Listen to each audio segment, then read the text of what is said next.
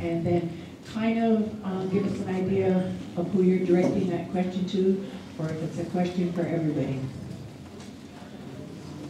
Okay, Marcia, run up there. Anybody else? Karen, do next? No. Oh. All right, where do I get to talk?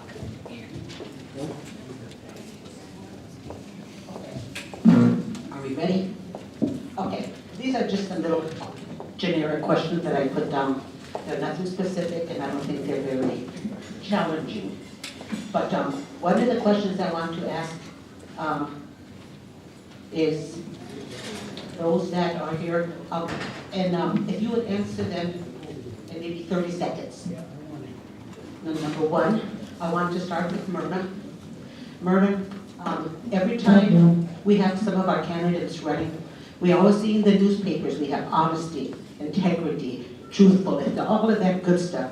Myrna, I want you to define for what is your definition is integrity, and how will you carry it into the position that you're running for?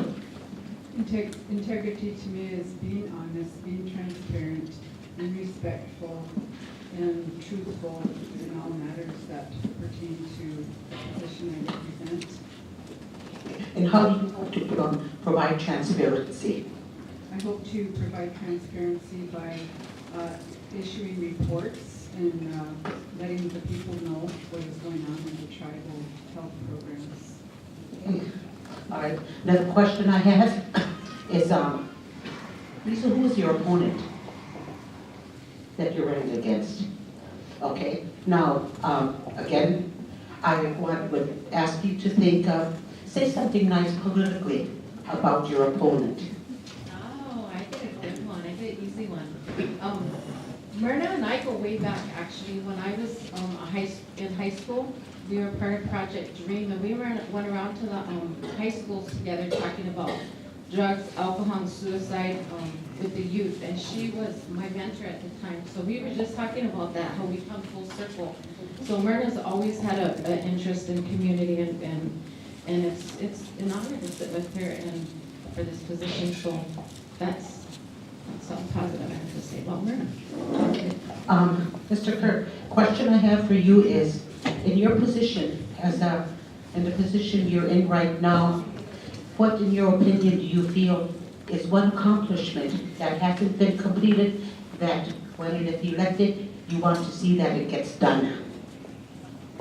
Well, there's a couple things that my office was working on, and that was a youth wellness center. It is in the works. We are looking for land to put the place. But the other portion of it was, when I ran the first time, is making sure our audits were staying good and clean. And they continue to stay good and clean. And that's not by me, it's by my staff, finance staff. So.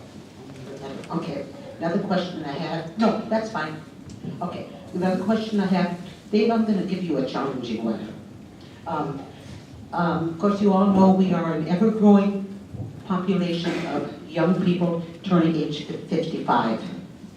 And I've heard over the years that our dollars from the casino are dropping. The monies that we get to the casino are being distributed far and wide and getting pretty thin now. And as time goes by, and I've heard over the years too, that the casino dollars have probably reached the top that we will ever get. But the dollar amounts that are going for the food coupons are probably staying the same. But we are still getting elders 55 and over every year. So the question I have for you, and I should ask the other ones, what would your solution be for the ever-growing elderly population and the food coupons in the hopes that it will last for years to come? I know we all want it to last forever, but as always, if we don't invest in ourselves, we don't recycle our dollars. But what would your solution be? In 30 seconds. In 30 seconds, it's not a popular solution, but it's already being implemented. That elderly food coupon go to Dakota Crossing. There's millions of dollars that go to Walmart. We don't receive anything back on return. No backpacks for the kids, no free bikes. nothing on return of that contribution we make to Hy-Vee, Hornbachers, Teals. And so a healthy economy in a community is gonna recycle that dollar over before it leaves the community. Solution number 2 would be to, and this is not popular, but this is what makes me, I guess, a little more unique than maybe other people, is that I'm not afraid to say what I really think is a reasonable solution, even though it might not set well with others. And that is, if you all remember, the original elder age was 65. And there was a couple councilmen that wanted to drop it to 55. I don't consider 55-year-olds elderly. I don't consider them elderly. So part of the solution would be to grandfather those that are 55 this year, grandfather them in for the rest, but those that are still under that age, they would have to wait for another 10 years. I know I'm past 30 seconds, but the solution number 3, which I'm probably most in favor of, would be to, if the elderly get, for the sake of conversation, if they get $6 million a year, that goes into the elderly committee, and whether there's 1,000 elders or whether there's 10,000 elders, that $6 million is what you get, and you disperse it how you see fit. If you want to claim the 55-year-olds, if you want to claim 45-year-olds, I think those are reasonable solutions. The well is dry, and every year people are coming in. The tribal secretaries come in. We need 300,000 because you got people turning 54 to 55. So I know I went beyond that, but that's the answer to your question. Okay, the other question I have for the new ones coming in. Ella, in the event that you do get selected for the position you're running for, who will be your transition team? So I've selected 2 women to work in my office. One is Erica Kilk, she's working on her bachelor's degree, and the other is Kateri Peters, who has her master's degree in tribal administration and governance. And I feel very confident in their ability to run our office. They're very open, they've worked a lot in the community, so I think that they'll work very well in our office and helping us to transition into a new administration. Thank you. Danielle, who would your transition team be? Well, right now, I have one person in mind to help out, and that's John Redday III. I know he's young, but he does have a bachelor's degree, and he's very well known with the accounting area, and he has a bachelor's degree in business. And the other person I have not yet selected. Thank you. Ms. Johnson? The people that I have talked to have not quite given me an answer, so I don't want to disclose that right now, but so they haven't gotten back to me. They have just picked up new jobs, so they're weighing options. Okay. Myrna?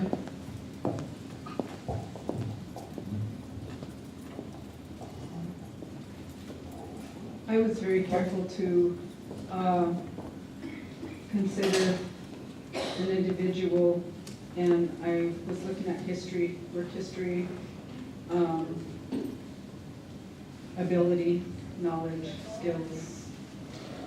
But the one that I'm contemplating at this time is Kathy Robertson to help in that office at this point. And there's one other one that I'm looking at, who is a writer. And like I told Eddie before, I don't want to start out behind. So I'm going to look at the staff that's there too, because I think the continuity as far as keeping it progressive is important too. One final question. Which one of you guys are in charge of ICWA, or child protection? No, right now. And he's not here. Who's his position? Who's, okay. Okay, no, the question I wanted to ask one for that position, you know, right now, I think you said, you guys correct me if I'm wrong, is it Texas that Texas is is challenging the Indian Child Welfare Act. And it is, if it passes through and it goes on beyond the state of Texas, it can, will, and may impact all other tribes across the United States. So hopefully, our present execs that are here now, you guys have gotten together, you've discussed politics outside our little triangle to see how politics outside can and will impact us on this little triangle that we live in. So, that's all I have. Next.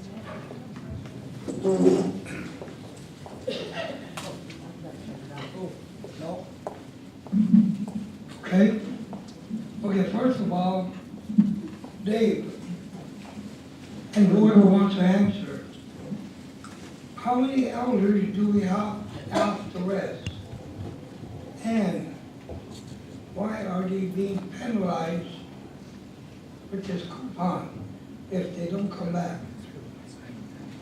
Second, who runs the bondage program?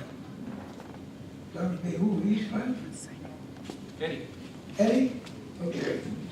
You need to get some people that know how to run the phones, at least answer.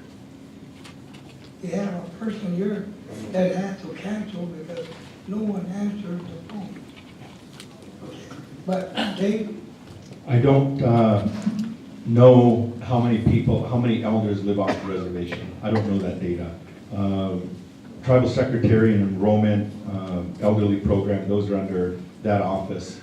But, so, Tribal Council, being the governing body of the tribe, they're the ones who make motions and make decisions. I'm not saying I'm passing the buck onto them, but there are decisions that they've made that I've been in complete support of, and there's been decisions that they've made I've been completely opposed of. And I've spoke my piece to that, talked sometimes till I'm blue in the face, but still council as the governing body makes the decisions for the tribe. Some of those decisions are based off of their district motions, off of recommendations from the Elderly Affairs Committee, and I know we have a few of them in here today. To my recollection, this announcement that was put out that those elders that are coming back to collect their casino day elderly money, that those food coupons are going to be distributed that day too. And so, based on those recommendations, Lake Traverse Councilman had made the motion, it passed, that when those elders come back to get their money, we felt because this tribal nation generates that dollar that gets put into the elders' pocket for those food coupons. But when it leaves this reservation, it doesn't help us. And they're not expecting people to come up from California or Florida every single month. But those that come from Minneapolis, they're taking time to come here to get their monies as it is. They might as well get their groceries here too, so that they recycle the money here because it's gonna go right back out to them. When they take it off the reservation, we lose that. So I'll try to answer your question. I was thinking for the ones that don't come back. You know, I think there's some solutions with the help of the Elderly Affairs Committee. We could look for some solutions to mail them out, and I think there are some that do get mailed out. I want to give some time to the other candidates to answer too. So. Thanks.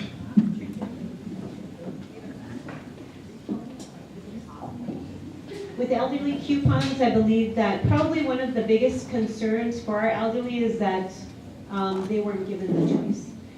And right now, with the grocery store being a new venture, it just celebrated its first anniversary within those first 5 years.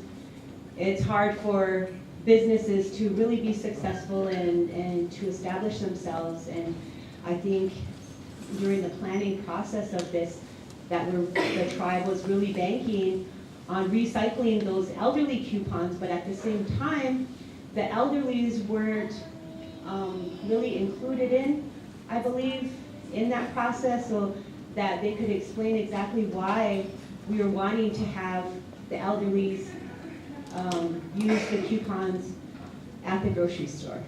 And so I feel that that's probably the biggest concern, is just having, a say. I'm 65 or I'm 70 years old, I should be able to decide for myself where I'm going to spend my money. And so I feel that it's important for us when we're making decisions that we make sure that all parties involved are sitting at the table helping to make that decision, so then there's not these feelings of exclusion. But otherwise, I do feel that we should support our grocery store as much as possible. And I think probably a potential solution too would be to have disbursements, you know, our district, our elderly days, maybe once a year or 2 times a year to kind of cut some costs, you know, that are accrued during feeding and whatnot, because we are coming down to a crunch where we're going to have to look at saving money for the tribe overall. And that should be a concern for all of us, not just the elderly, but for all tribal members. Thank you.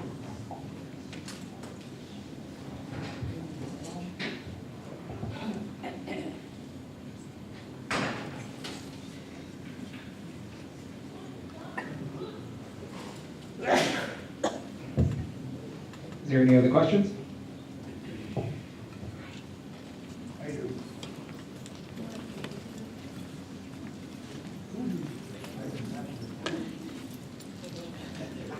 I've been doing that all my life now. Come on, you don't know that, or see.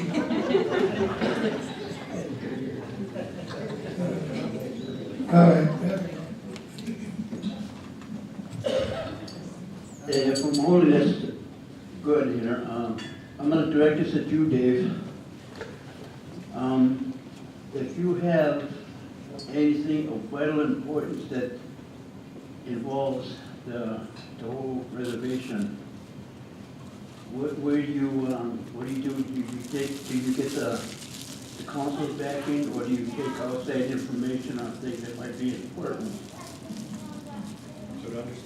So to understand your question, if there's an issue that's vital to the health and safety of this reservation, do I get council support? Do you take information from the council, or do you go outside?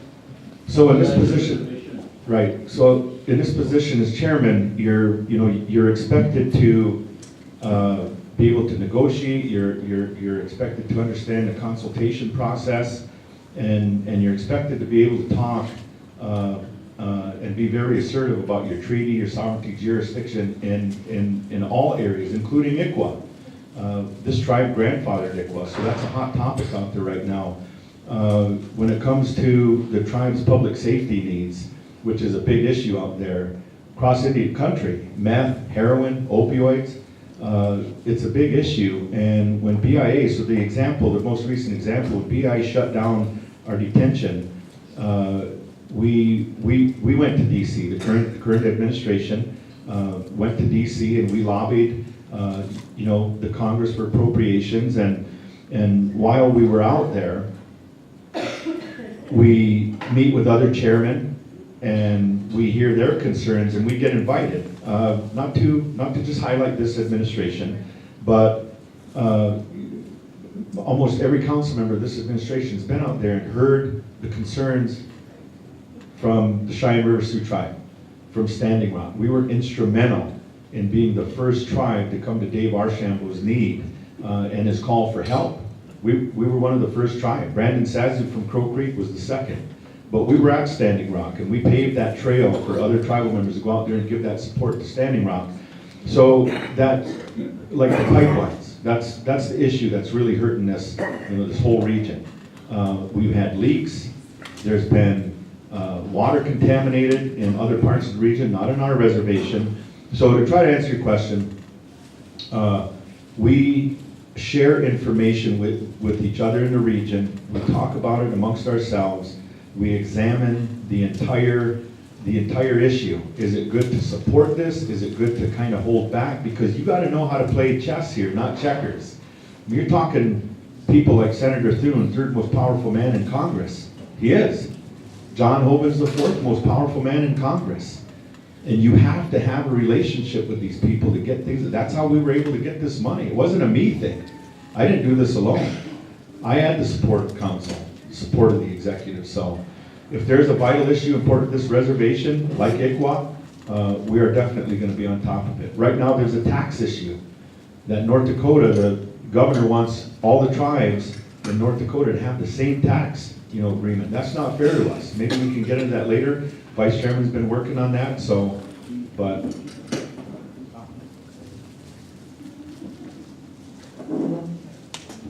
I don't know if I was supposed to answer as well, but I'll throw my 2 cents in there. So I feel that issues that are of vital importance to the tribe, I feel probably one of our most important moves is to inform our tribal membership before we make decisions, involving our membership. Like how many are familiar with what ICWA is and what it stands for? What are the potential threats that it poses to our tribe, our sovereignty, to our children, to our families? And making sure that our tribal members have a full understanding of what the issues that we're facing as a tribe, and making sure that we're keeping them informed.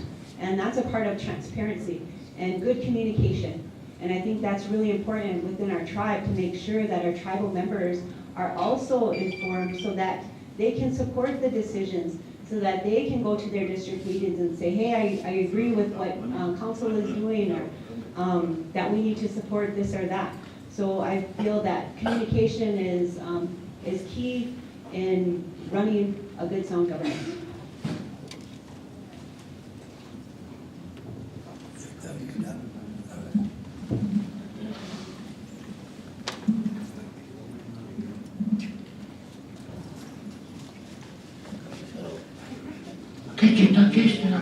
Как се заноска. Так, Yapi. We've heard that there's been a run, an attack on our sovereignty, on our treaties, which has been going on a long time, by the state especially.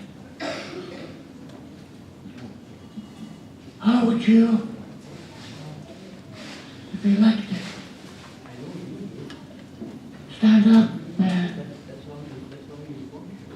give us or propose a solution that the council could back so that we could stop that run? I know there's one tribe of the 7 that does a better job than the rest of the 6, the rest of our 6 tribes. But I'd like you to elaborate on how you, if elected, would stop that run on our sovereignty and our treaties. Because right now I think Congress is ignoring them, and they side with the states all the time. And so that's what's been usurping our sovereignty and treaties. How would you deal with that if you're elected?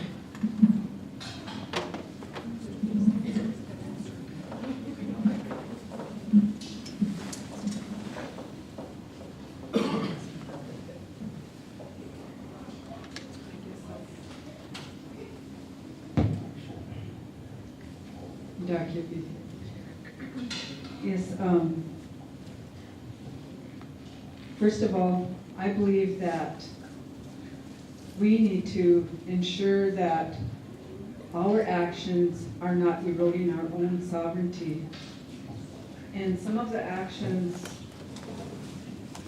are law enforcement.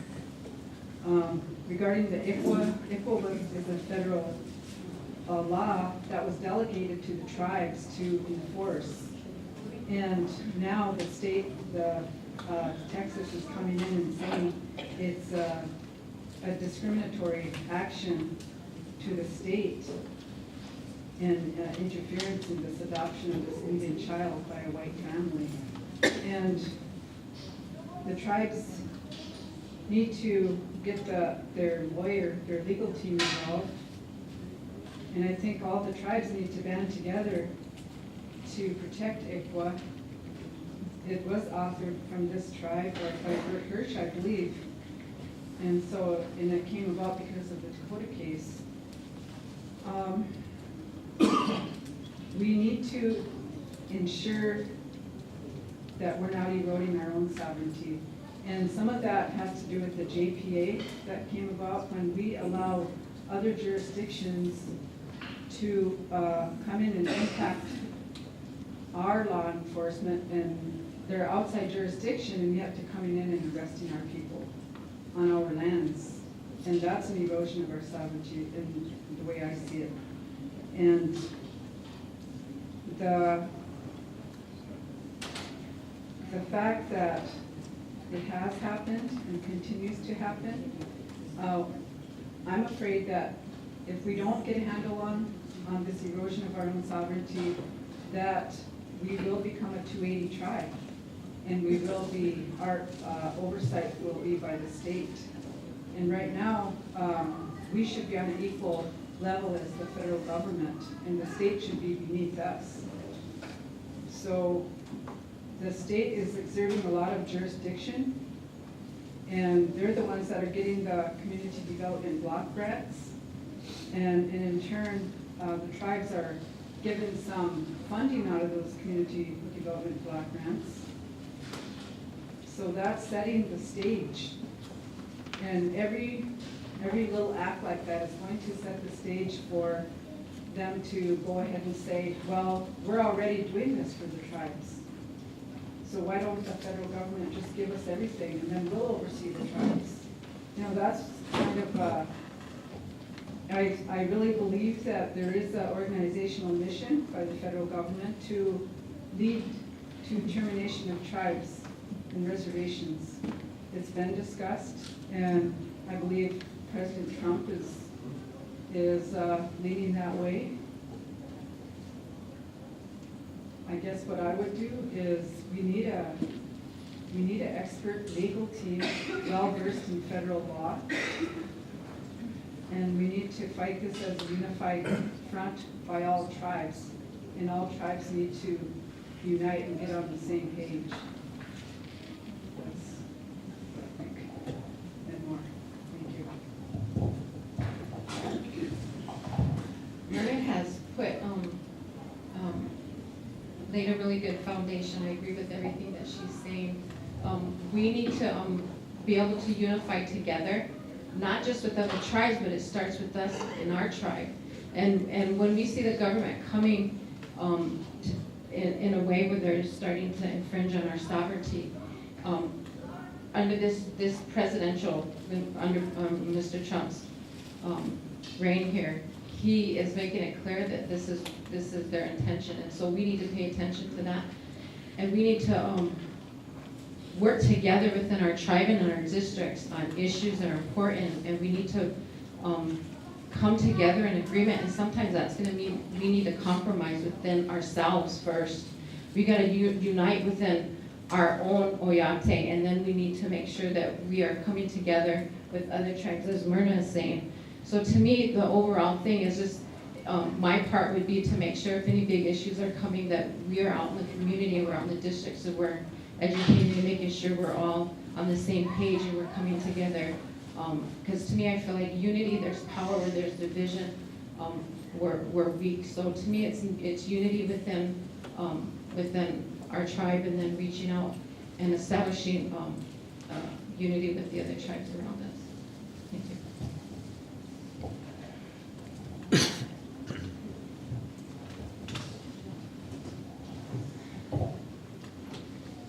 All right, I have to agree with these two ladies over here.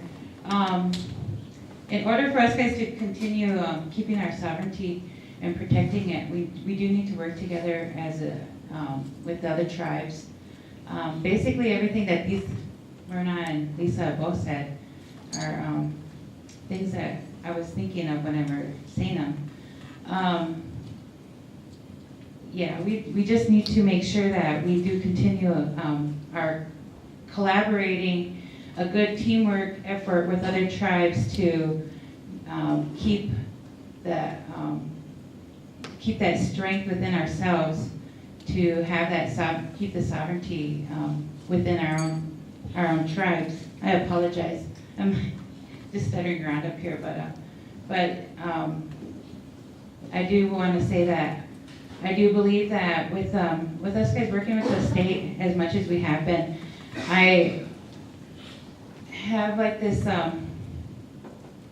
this feeling inside here that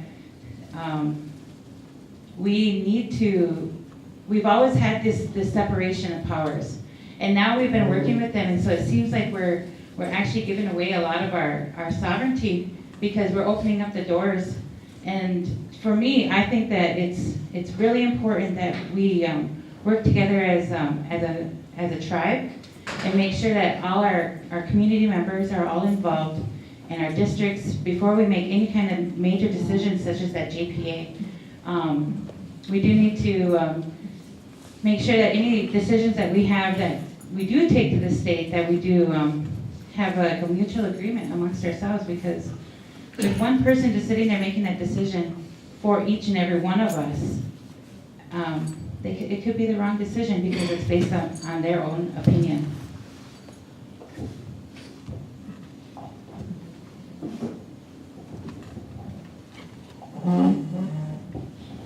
In my opinion, I don't feel that our relationship with the tribe, with the state, is under duress at this time.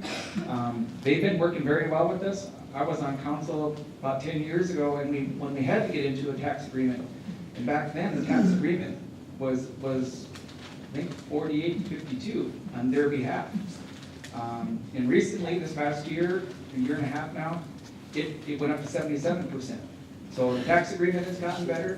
The gaming compact has come 180-degree turn. We've never had this amount of machines in our casinos here in South Dakota. North Dakota is very, very nice. It's always been good to us. Their slot machines are market driven, so as long as the market can handle it, we could have 2,000 machines up there if we wanted. And I know this isn't the state, but we do get together, talk about issues when it comes to like what they're trying to do, the BIA, trying to reorganize the BIA and centralize this in a different area. We have, as council, and I know some of the DCA members were involved, we did make a motion and a resolution to go against that. I do believe the chairman took that to Great Plains Association. But yeah, so my opinion is a little bit different. I don't think the relationship with the state is too bad right now. It's gotten better than what it used to be.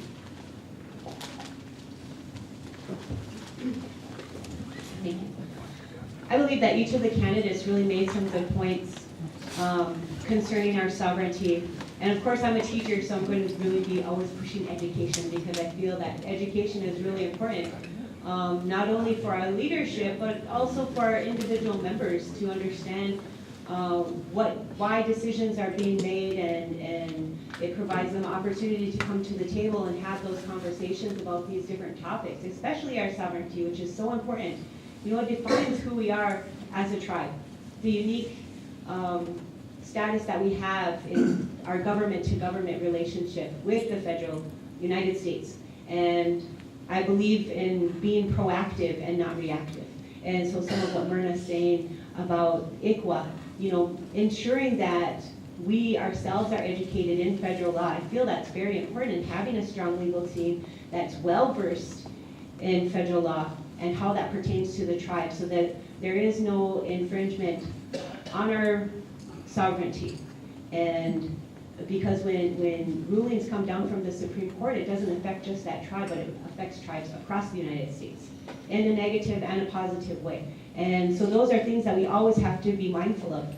And I feel that in saying being proactive and reactive, we have to look at, you know, the ICWA, we have to look at the privatization of the lands that Trump is, you know, I believe he's put the word out there that, you know, he wants to privatize the land to gain access to our resources.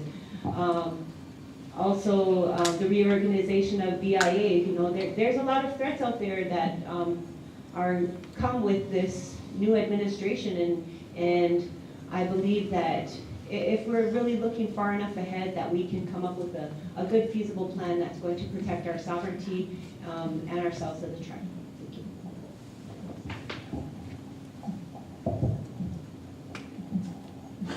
you. So,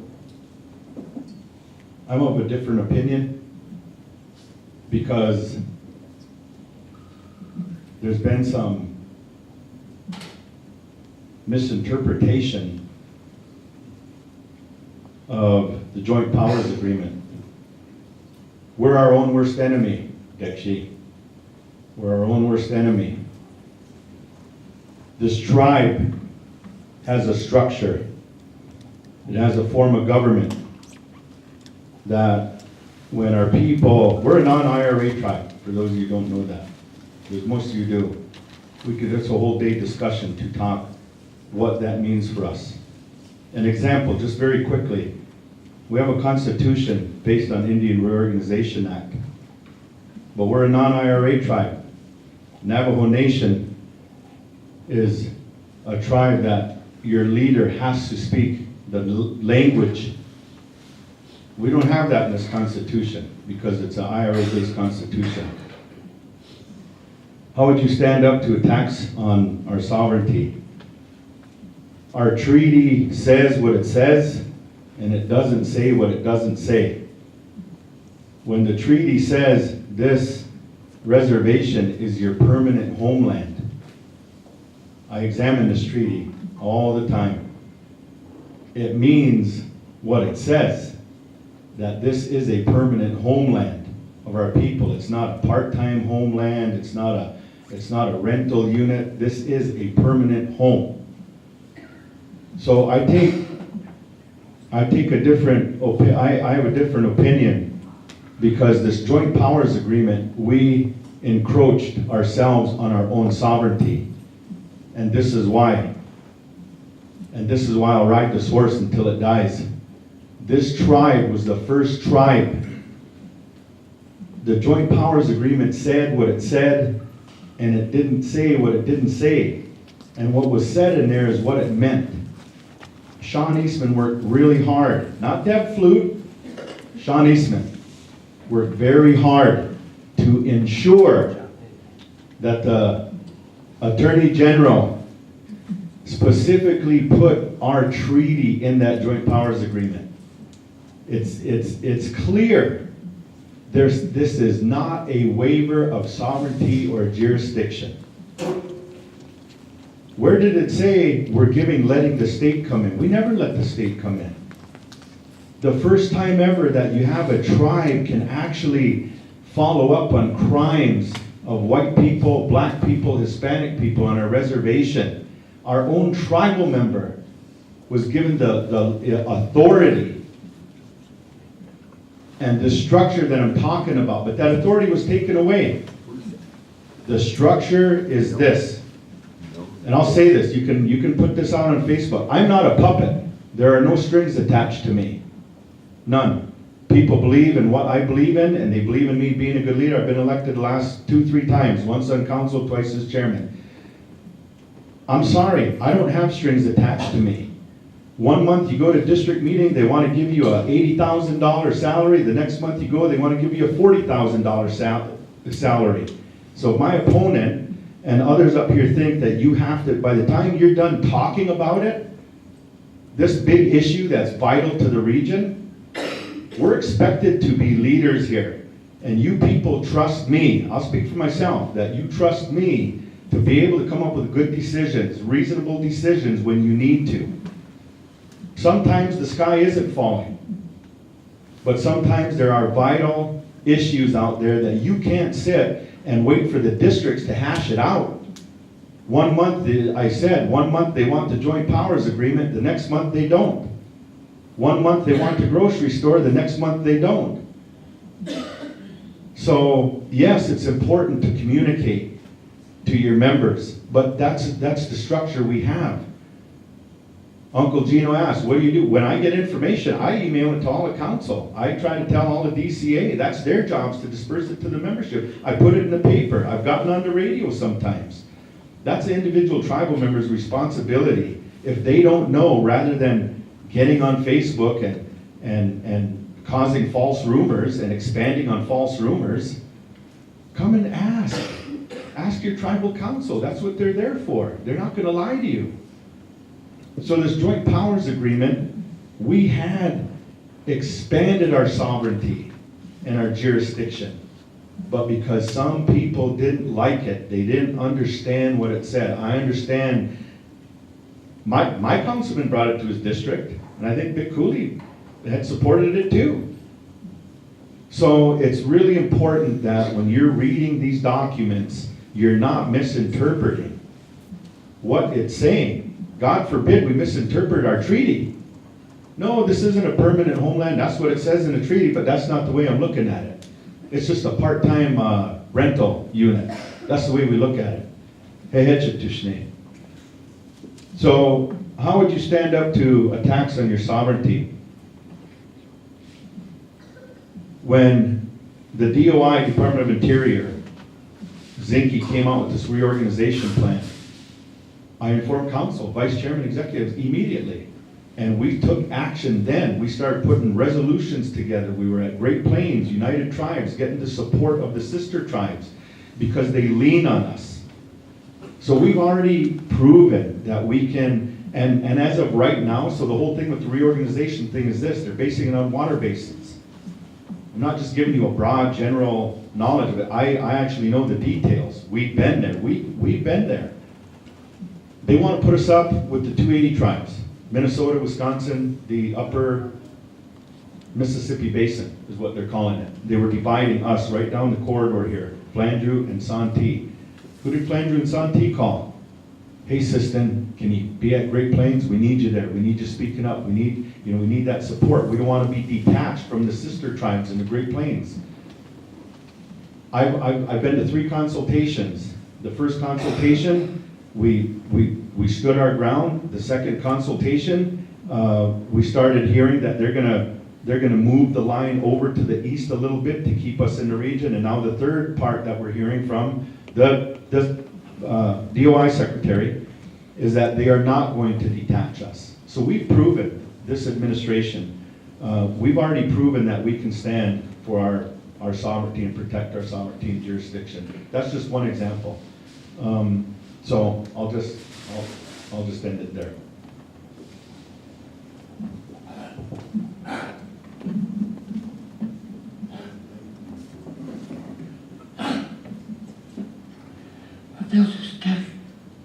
Mr. Chairman, that was a good answer. Very thorough, very well in depth. Not cutting the other candidates down, but I thought your answers are very superficial.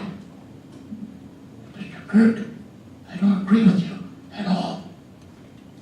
The reason I don't agree with you, there's more to sovereignty and treaties than money. And that's the answer you gave us. But I think, like my chairman said, this is our land. And the treaty says it's our land. And we need to stand on that. Council and executives. But that's why I don't agree with you. That just because we get a little more money for casinos, whatever else, that's important, yeah. But I don't think that's the answer.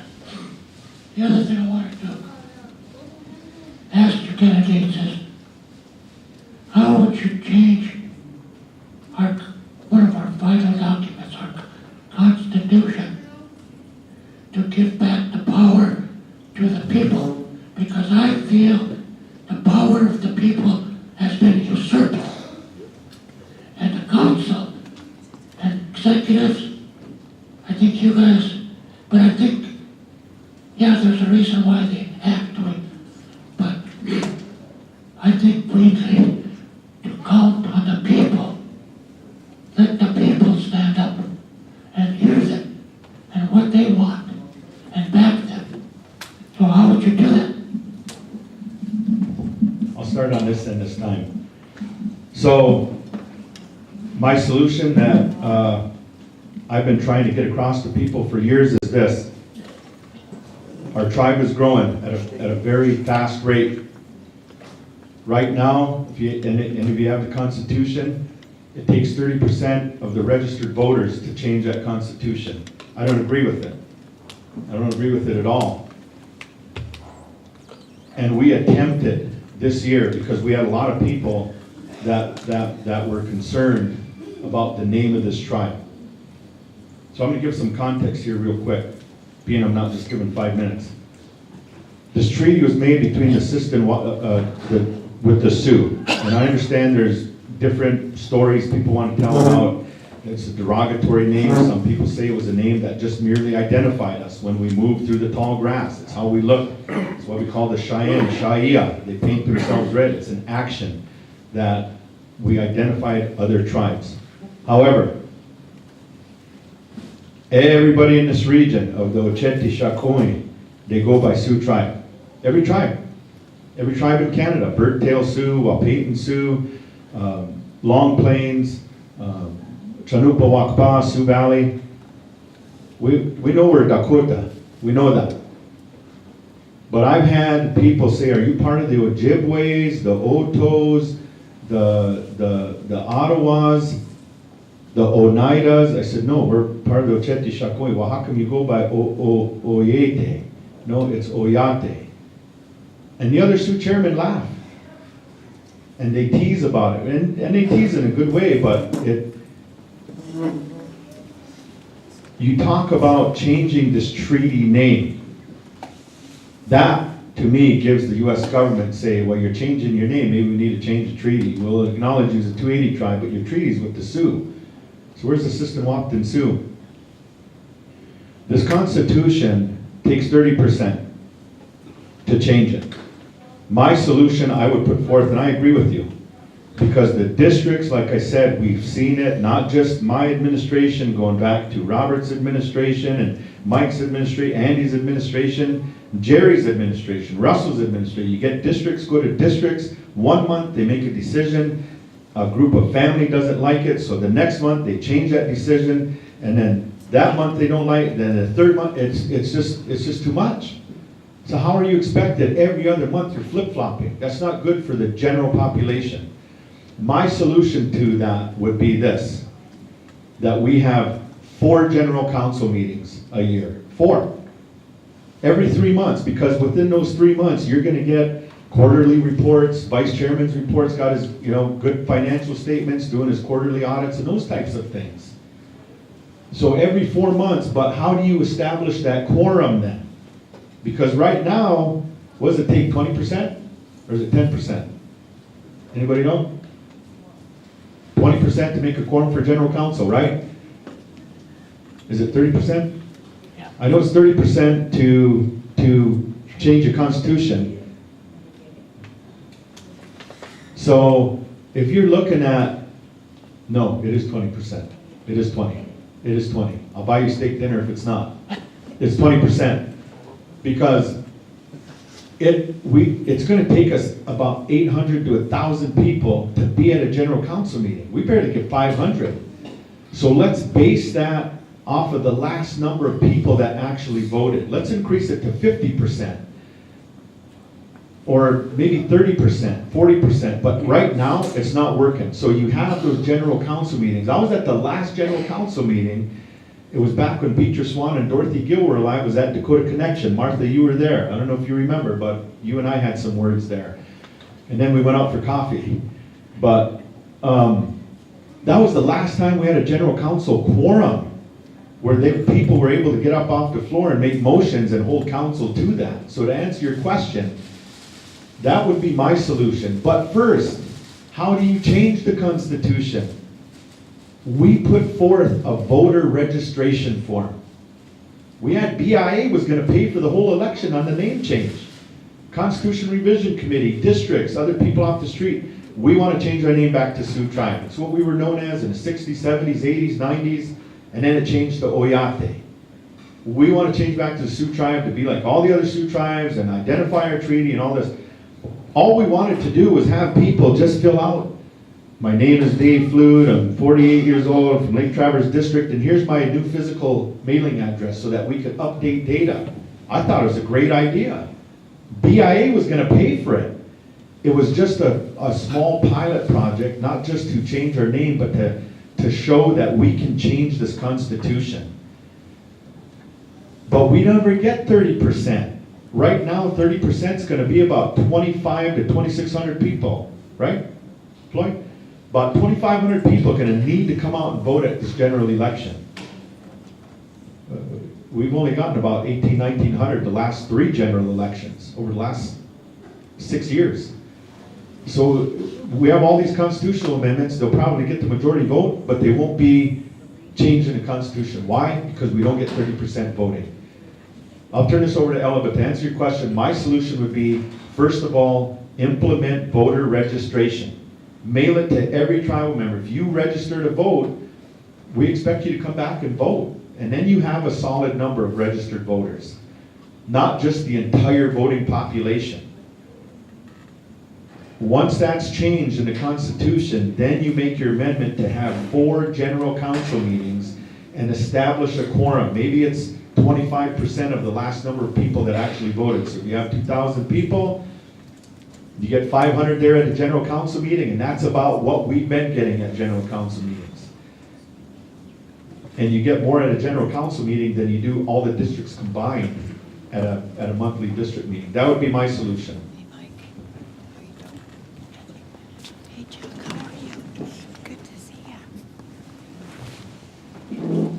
So our current tribal enrollment is around 13,790? Oh, now it's almost 15,000, so 30% of that is quite a bit. And we have, over 50% that live off the reservation. But one thing that our tribal members are known to participate in is our district days. And so one thought would be to host our district days during our winter general council to coincide with district days so that we can make one big move to change our constitution. So that would be my suggestion, would be to have our district days the same time. I believe it's is it the 3rd week in December? Yeah, 3rd week in December. So that would be an idea to ponder.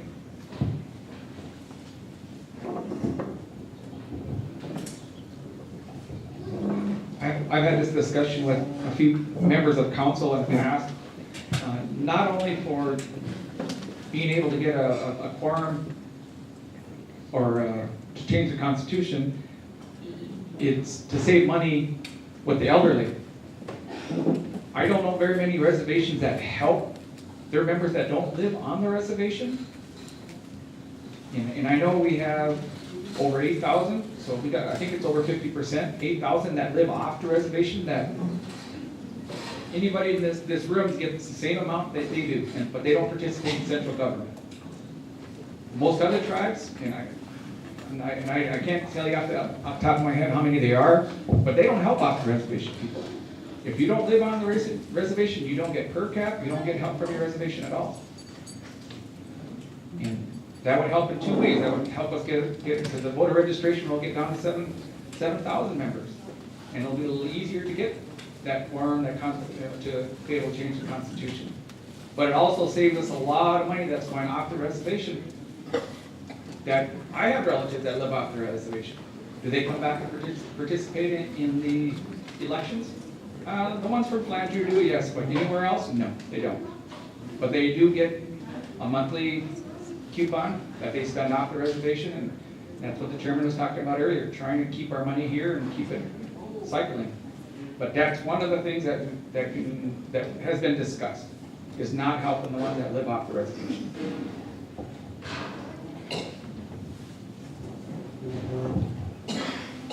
How to change our constitution. Being that we have to have a 30% to make that change, I do believe that when we have our district days and general council, it'd be good if we could all collaborate together as the 7 districts to try to have our district day all around the same time during our winter general council or our October, if we decide to do a quarterly general council, because that's when you're going to have majority of your tribal members there, and you will reach that quorum.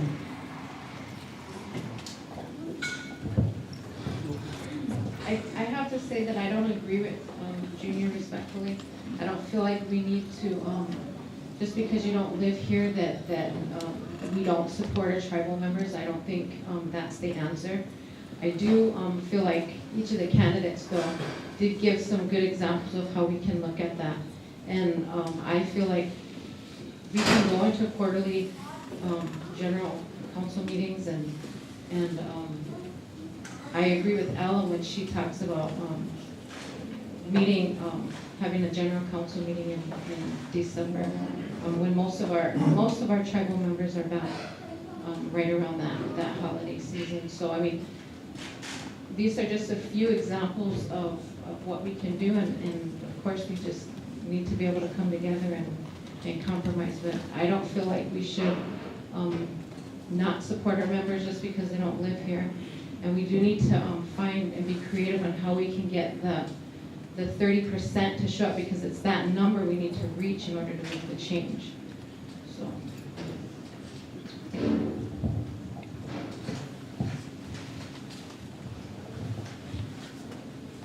About 20 years ago, when Robert Gray Eagle was tribal attorney here, I don't know if anybody remembers Robert Gray Eagle. Yeah, Vivian remembers him.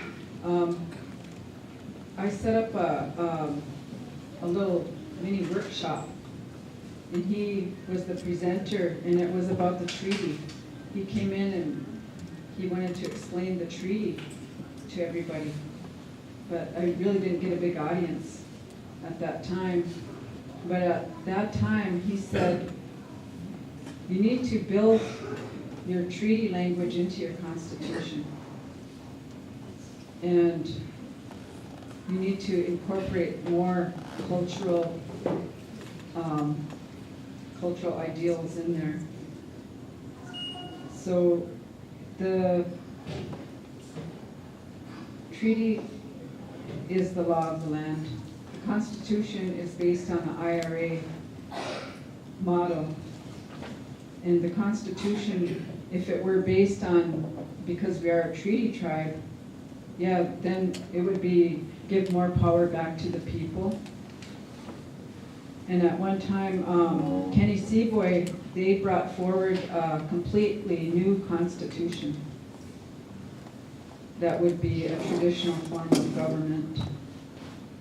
But it didn't fly at the time. But those are just some ideas, but the people are the government, and the people really do have the final say. The tribal council is elected as legislators to make the laws. The tribal executives enforce the laws, but the people are ultimately the government, and they should rightfully have that voice.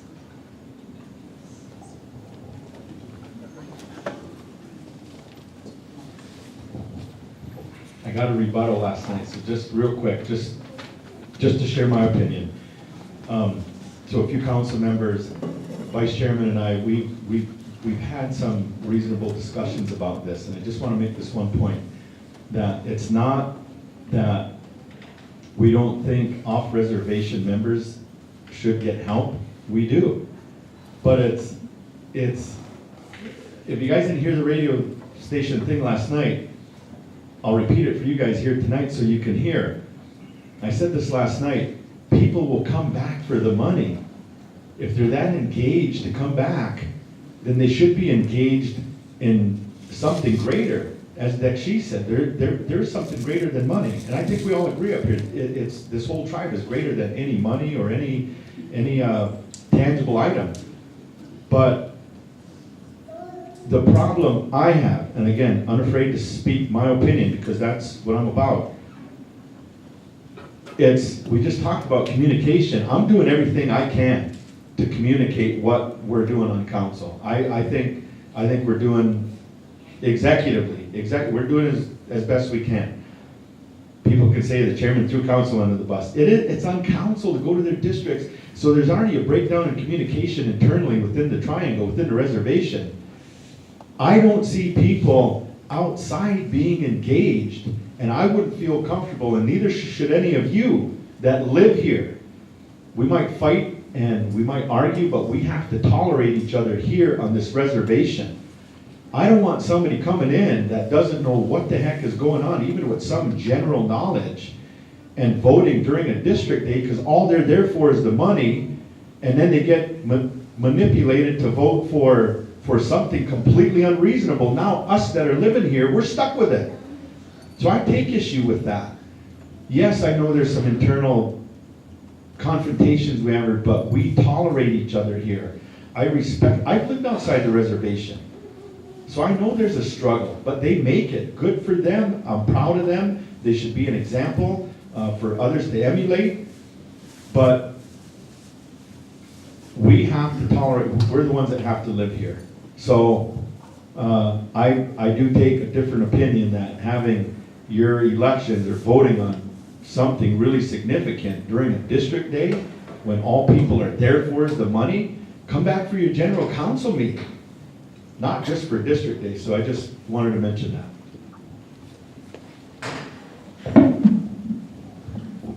Yeah, I got just more statement. I don't think we talk a lot about culture, traditions, and have these people off the res. Some of them grew up here. Some of them, especially elders. I mean, I can't see cutting them off. Because, I mean, we always talk about culture and everything. We don't forget about our elders. But I'd like to ask Ella, if you're elected, what do you see we need to do about our housing problem? And wait, I got a couple more other questions for you too. And I'd like to know what, how you're gonna deal with suicide. I mean, suicide in general, but with the children especially. But, and then I'd like to know how you feel about how we're doing with our younger generation, the youth. And do you have any ideas when it comes to that?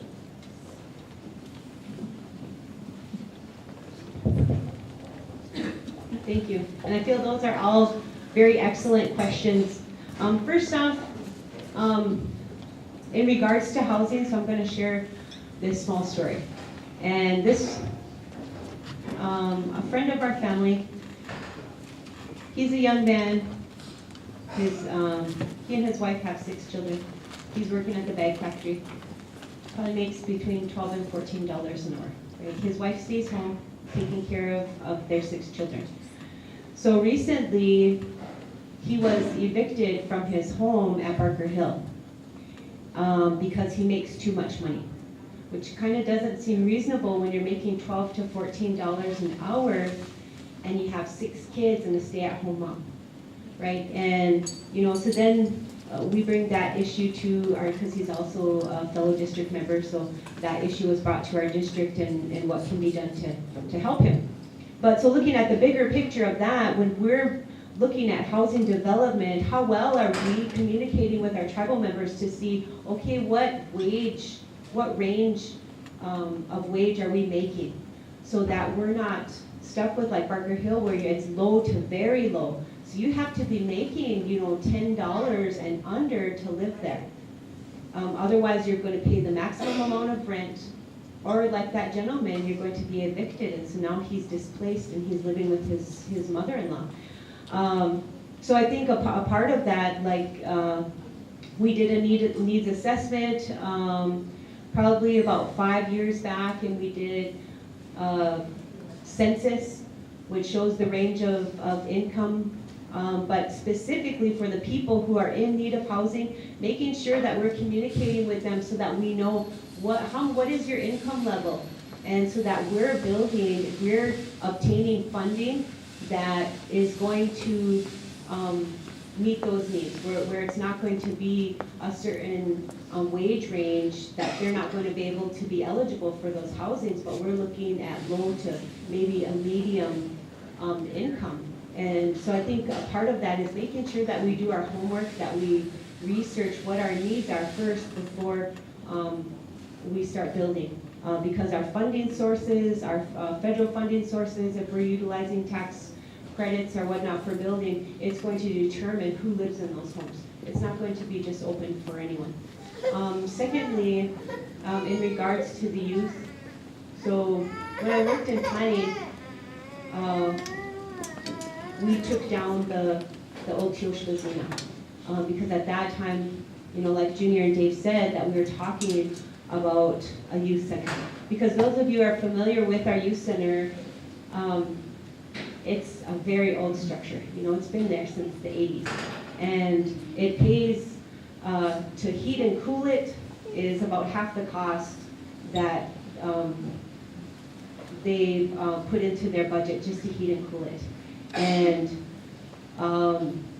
so I feel like having a new facility for them, for extracurricular activities, but also I think that we really need to consider a safe house for our children, or even a place where they can go to eat.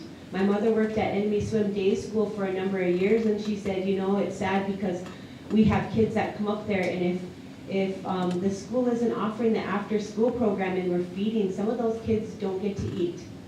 And some of us, we don't know that, because maybe our kids are all grown or whatever, but that's a reality here on the reservation, is that there's kids out there that are going hungry.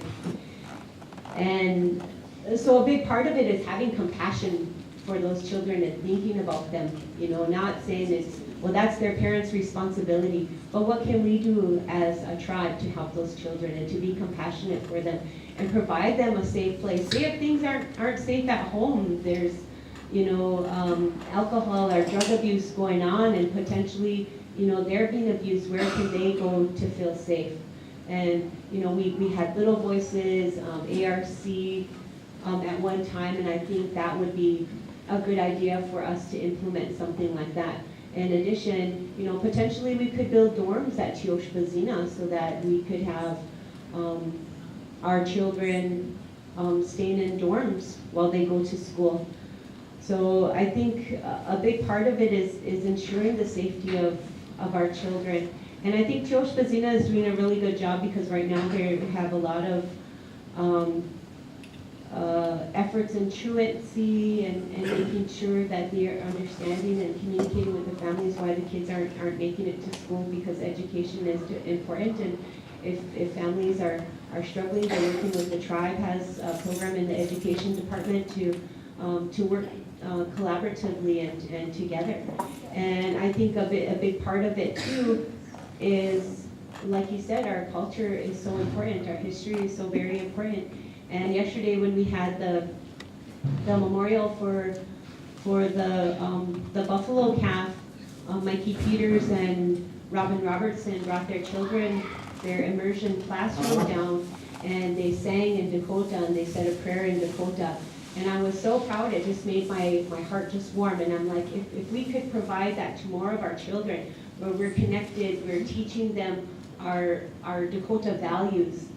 And a lot of times it's our children that are teaching us these things. So if we can provide that for them, I think that is very important.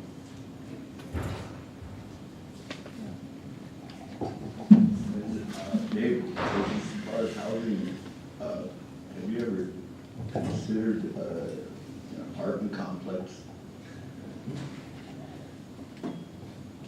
Were you at council today?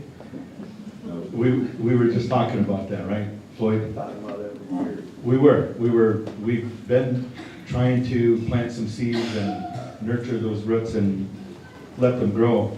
I'd like to expand a little bit on, your questions.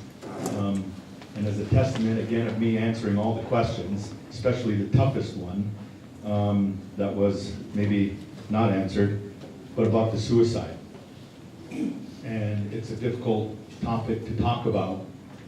We've, out in DC, lobbying Congress for money and working the Hill, we were networking with Indian Health Service. And they had revealed to both Eddie Johnson and I, Eddie was on council, he was traveling with me, that there was a SAMHSA grant available. And Leanne Tallbear, Sarah Dakota, I contributed very little. But within 2 weeks, they said, we want you to apply for this. And that's a substance abuse, mental health for adolescents, SAMHSA. And we were awarded that grant. It's like $1 million. And that's how Dr. Gale came in, and she's been doing a great job. There's still a lot of work to do. But because of that, that action we took to go after grant monies, because we're limited on resources here. So I want to tackle the tough question first about the suicide. We have been doing better than what we were in the past. And there are a lot of socially disadvantaged people out there. My opinion is that it is the parents' responsibility and the family's responsibility who are related to those parents. As a tribe, yes, we need to take care of our own, but at the end of the day, it's the parents and families' responsibilities, to ensure the safety of their family. And so, also with the youth, Floyd is right. I do want to set a little pretext before that. I had collected a data stick that Robert had gotten when he was chairman. He went to Shakopee, he got a grant. A firm called DSGW developed 3 different plans for the where the old Teoshpazina was. But he never brought him back to the tribe. They were holding on to that data stick. He was on the last 3 months of his term, and a good job to him to get that grant and get the youth center started that way, just having a conceptual design.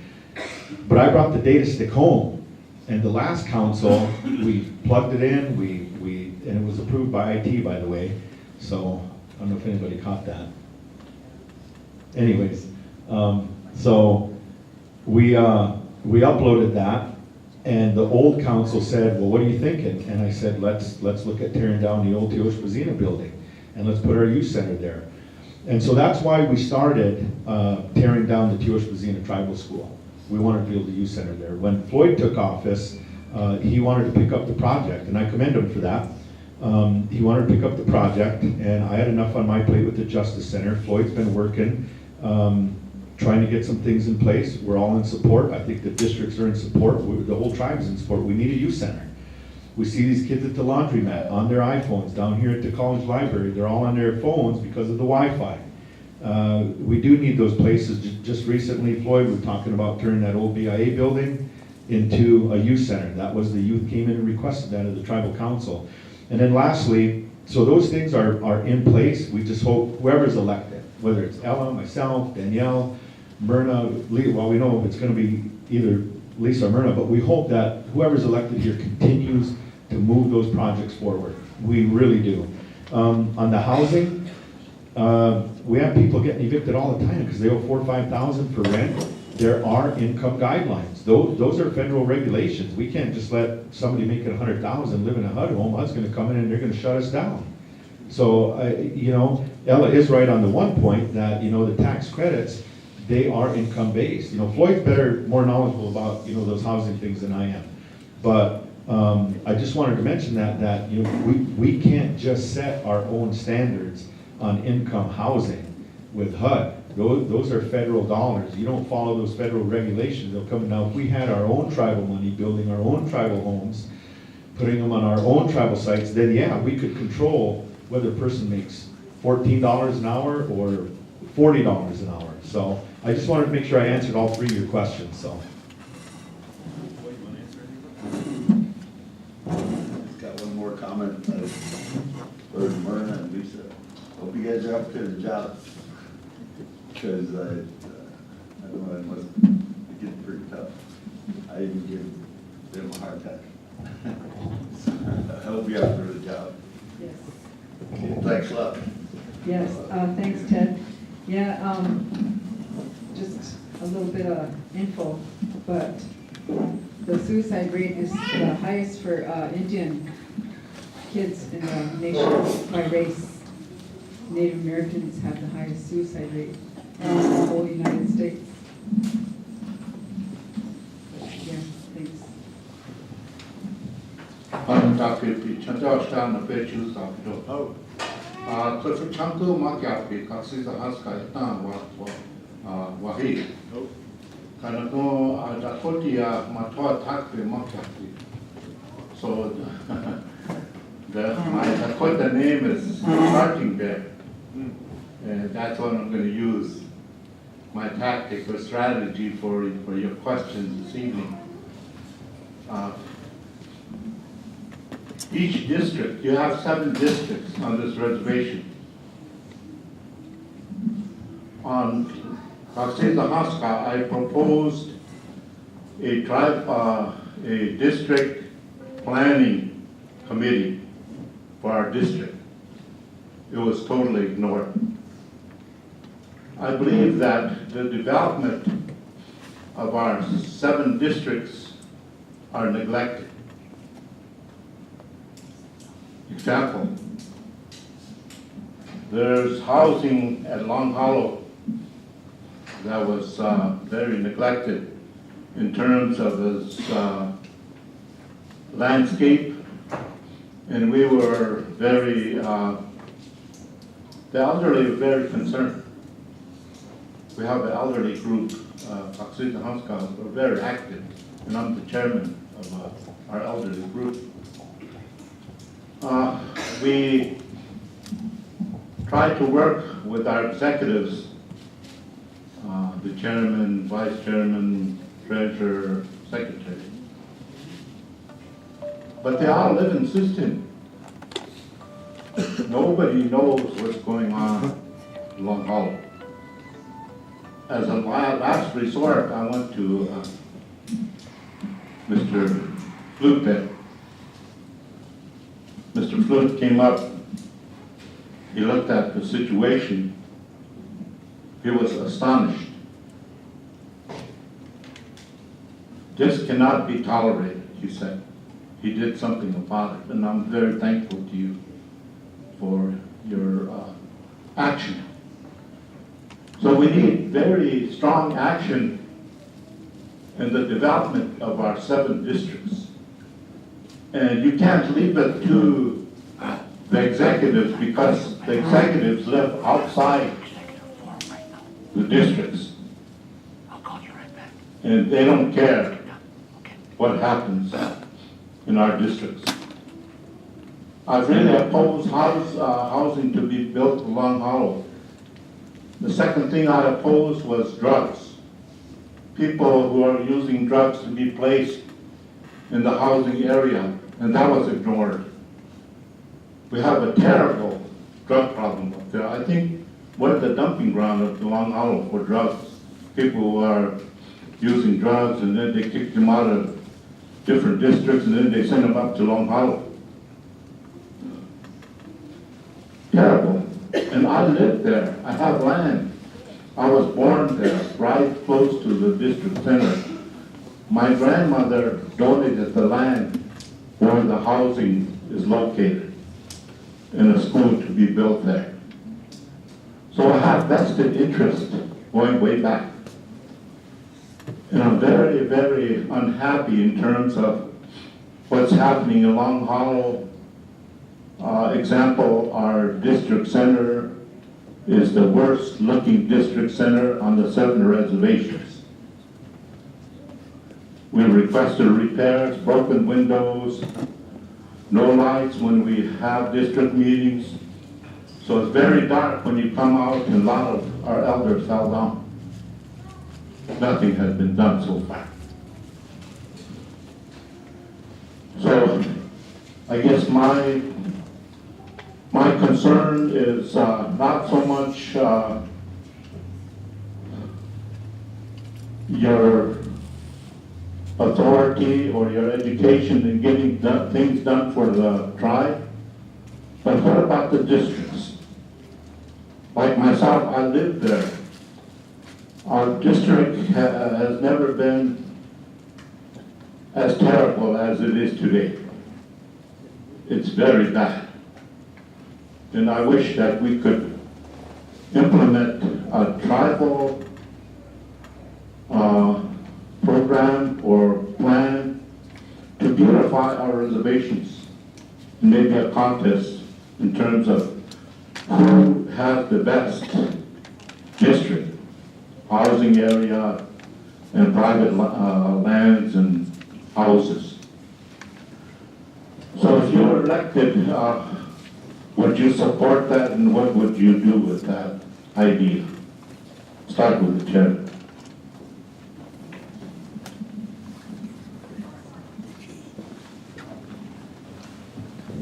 Oh, Wahpeton, you feel Wadaka.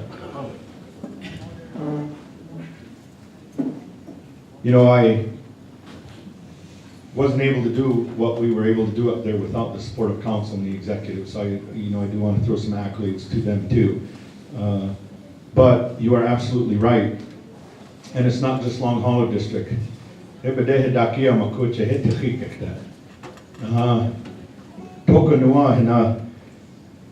Kahetia Daku Duena Chandishi Chamupapi Naha Daku Minishi Chayatkampi no Steshni no Oyate Kihetia Ushikapina. So it's all over the districts, you know, the meth, and I hear you. And so what I would try to do is what we've been trying to do is getting housing. They're the ones responsible. I had put forth some thought about 6-7 months ago, maybe last year sometime. I was frustrated with the housing board. I'll say it because that's how I am. I wanted to abolish the housing board. I wanted to abolish the housing board and give it to council, give housing to me, let me fix it. I had already proven we could fix something up there. That curb and gutter was horrible, the trash was horrible. Those are housing responsibilities. Now, I don't have authority. Everybody thinks the chairman's a dictator. He makes all these decisions. No, it doesn't work that way. And I know you understand that, Dixie, but for those other people that might be on Facebook or those that think it's all the chairman's fault, I can take the hits, but that's not really what the issue is. The solution is getting council to be strong, providing that assistance to the housing and giving them the directive. Housing falls under the colors of the tribe. They're under the colors of the tribe. The districts elect their housing board reps from the districts. They're not elected from Sisseton, Wilmot, Beers, or whatever. So to me, again, we kind of get back to some real sovereignty issues here. Let's act sovereign, not just talk about being so. So let's assert that jurisdiction and sovereignty over housing. If they don't like it, then you guys go be on your own there someplace. But we're going to take our name away from that housing board authority. You guys want to go do what you want to do, but we're taking everything. But we had a discussion here today, and we do need to clean up these districts. We had some problems with the generators. These generators, we had that ice storm a couple of years ago. We found out these generators are not being serviced. Whose responsibility is that? We didn't want to just sit here, point fingers, and blame. Executives, we took it upon ourselves, letting council know, bringing in Jim Piercing, emergency management. We supported him getting a grant, right, Floyd? We supported him getting a grant, and he's getting those things fixed. I agree with you in having not a beauty pageant, but having a clean community pageant. And maybe that district gets something, to show that. But we need more law enforcement. I understand that those cluster sites can get crowded, and you get more people in there that are bringing in things that you don't like and the elders don't like. Drugs, drinking, loud music. Can I interrupt? Yes. One of the questions I asked is, would you be in favor of having district executive planning committee to beautify our districts? Yes, and I think we need to give your district the support they need for your planning commission representative that's already on there. Who is it Wambadi Cook? I don't know. We don't have any. Bill, who's on the planning committee? Planning commission. Yeah. Yeah, and I understand it, but I would think that's a district choice. If that's what your district wants to do, I'd be in support of it. But I think starting with your planning commission, your district officers, your elderly committee, that'd be your first initial planning committee. Tribe doesn't interfere with districts. They manage their own affairs. But yes, I would be in favor of that.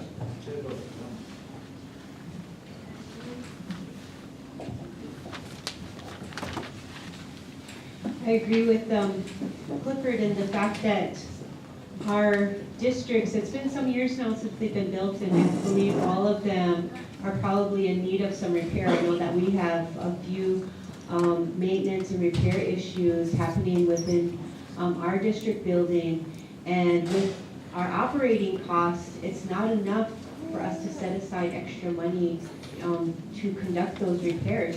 And as far as creating a separate committee, I think that's a good idea, separate from our PC, something that's specific to what the wants and needs are of each individual district. And I think making sure that we've got grass growing, it helps us to take pride and ownership of our housing and our district when it looks nice. When you're sitting there and there's just patches of dirt and gravel and nothing to be mowed, then it kind of takes away from the appeal of people wanting to be there. But something that we can take pride in, I think, too, is also important. So yes, I am in favor of that committee. You used to be one of my students, so I really appreciate your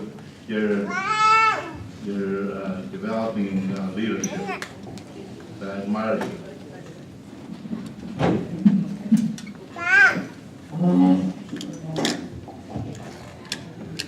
Okay, when you have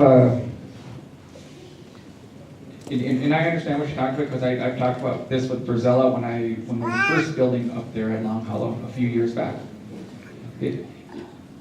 I understand taking pride in your districts, but if you go through Long Hollow, you may only have 10% of the people from Long Hollow living in Long Hollow in the new development. When I grew up here at Old Agency, I bet you it was 95% of the people that were living here 40 years ago were from Old Agency.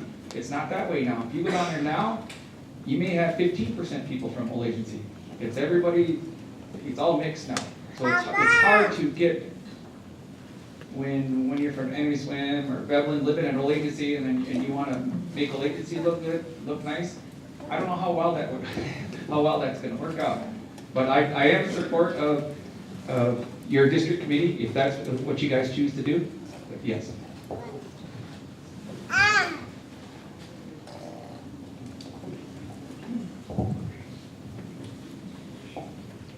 I believe that having a district committee is actually really a good idea because just going on to up in Finley Heights, because I have a brother that lives up there. It is, it's a sad sight to see the vehicles broke down in the yard, little grass, and having people.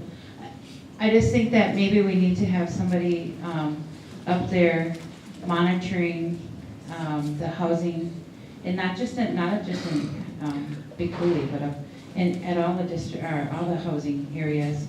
So having a district put together a board or something to help beautify our communities. I think it's really important that we try to instill that back into our young people, because it's up to our young people to I remember growing up, every spring of the year, my dad had us guys out there doing cleanup, and every fall of the year before the snow fell, we did another cleanup, because things get moved around in the snow, and we had to put everything back before the snow fell. So I think that needs to be instilled back into our families, into our communities. It's not, it's not actually work. It's working together as families and as a community. So I am in favor of it. It's interesting that this question came up because as district chair of Big Coulee, I had an opportunity to speak recently with our executive committee, and this is one of the things that we talked about. We talked about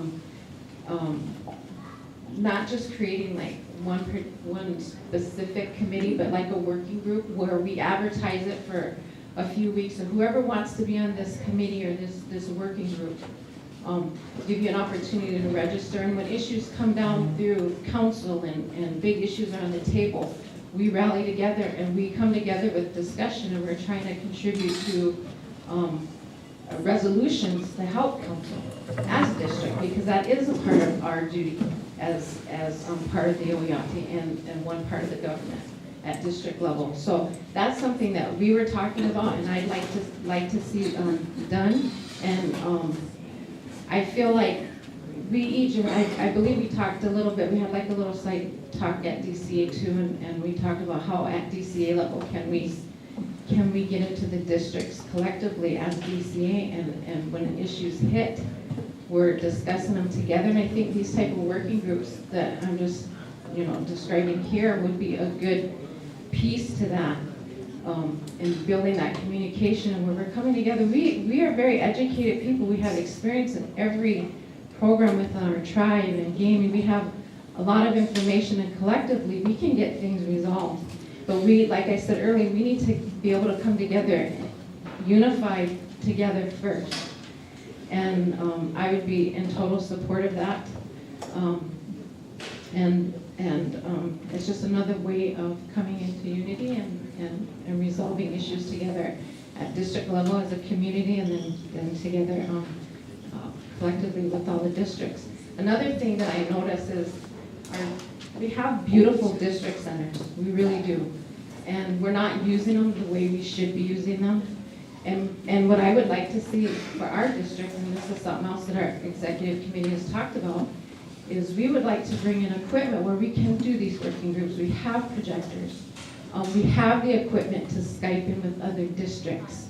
So if there is an issue on the table, we gotta be able to communicate other than just calling a meeting and coming to one place. We have the buildings, we have the technology to do it, but we need to start moving in that direction and get prepared for that.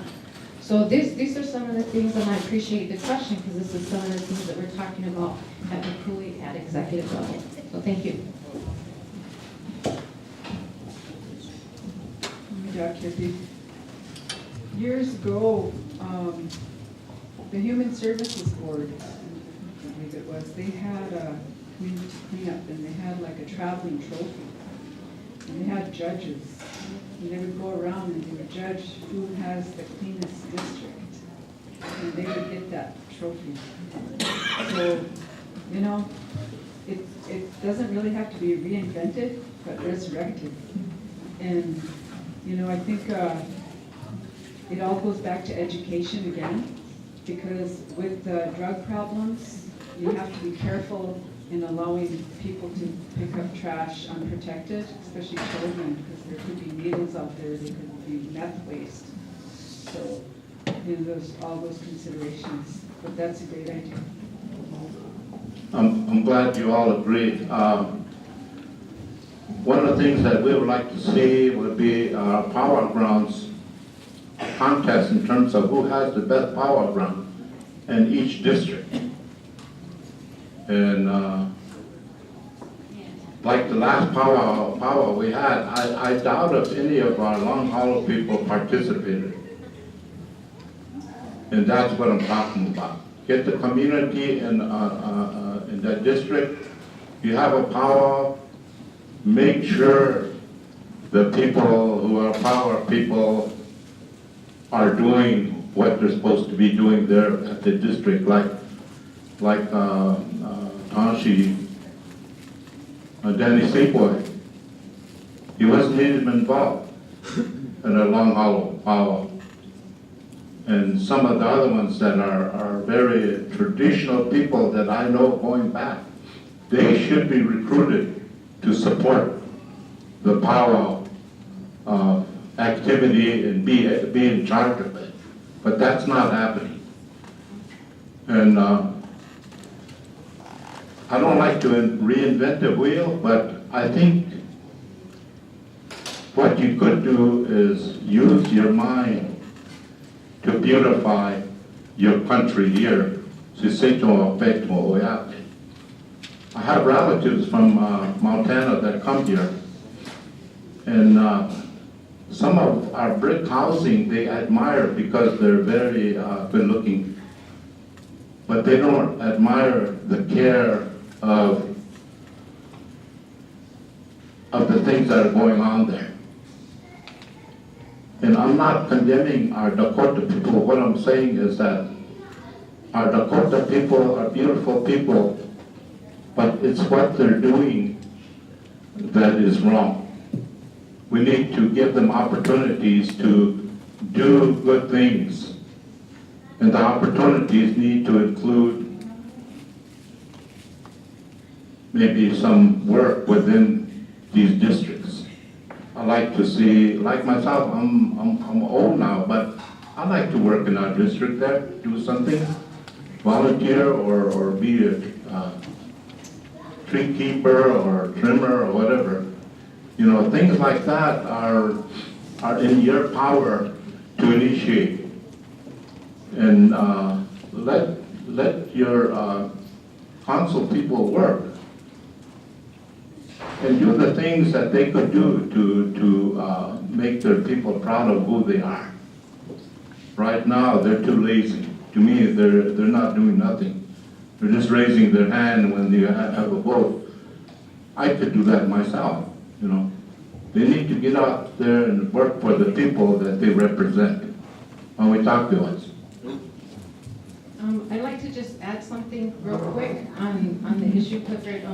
One of the ideas, because I lived in housing since I lost my home to a house fire, and one of the things that I felt as a tenant is when they're coming through and they're renovating, when they're picking the color of the house and the color of the tile and these different little detailed things that we incorporate and allow the tenant to become a part of that selection process so we can find ownership in it.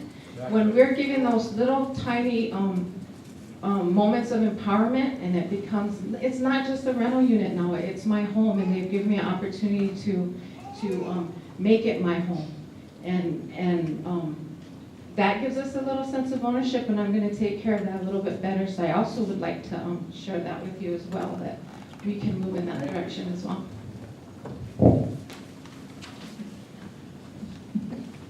Good evening. My name is Bill LaRock. I'm a tribal out there, and I'm a member of the Lake Travis District. I just recently had major dental surgery, so I can't talk too well.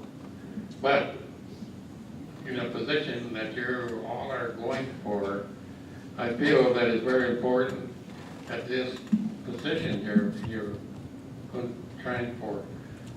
Must have strong work experience, education, skills, decision-making, delegation, contract and tax negotiations, administration, public speaking, management of multiple tribal programs and businesses, and also handle tribal politics with fairness, honesty, and integrity. What is tribal politics and how are you going to handle that?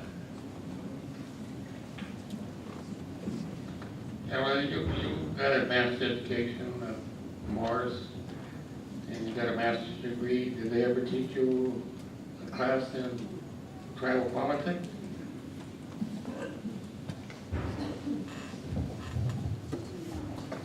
So as Bill stated, I got my bachelor's degree from University of Minnesota Morris and my master's from University of Minnesota Duluth, specifically in tribal administration and governance. But they did not give us a class on politics. But what we did get a class on was all of the administration modules that go into running a government. Specifically, we had one class just on the OMB circular, you know, which that came the year before it became an issue for the tribe, because actually it had been put in place, I think it was 2013. But actually it didn't really become an issue for the tribes until later. How are we going to work to make sure that we're in compliance And we had 2 classes in specifically strategic planning and how to identify what our needs are in the community. What is our short-term and long-term plans? What are our resources? Not just federal and not just dollars, but manpower, volunteers, materials, land, that's considered one of our resources. And so identifying all these various things, who are our key players, and identifying our stakeholders, which is our tribal membership, and knowing how do we get our stakeholders involved in our decision-making process and engaged in these various projects.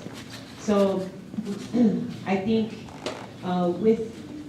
so that's just kind of a little bit of background on my degree, but as far as experience, so I've worked 17 years within tribal government and various entities, with the radio station, with Sisseton-Wahpeton College, a brief time at the Head Start program, Tribal Historic Preservation Office, and planning and economic development. And so with all of those was really working with the public. And so then you get to understand what are the public needs. You start making a connection. When I first started at planning, I was known as the survey lady because I was always out there doing surveys. But it's very important because then you're getting feedback from the community on specific things. And going door to door when we did the census and not being afraid and to knock on that door.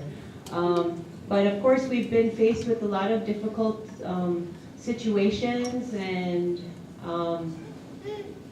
being able to stand your ground, because I think that's probably one of the concerns as myself as a female, that I wouldn't be able to stand my ground when I'm faced with a difficult decision or a confrontation. And I don't think that that's an issue. And I am able to stay professional. And I think staying positive, not tearing other people down. I think that we need to remember our Dakota values, caring about each other and lifting each other up. And so I think that's also very important. Working here as a team, for whichever one of us is elected, that we have to all work together. Agree to disagree, but not taking that step to tearing each other down, but to building each other up, because we as a tribe is very important. And it's not just one of us, it's all of us. Thank you.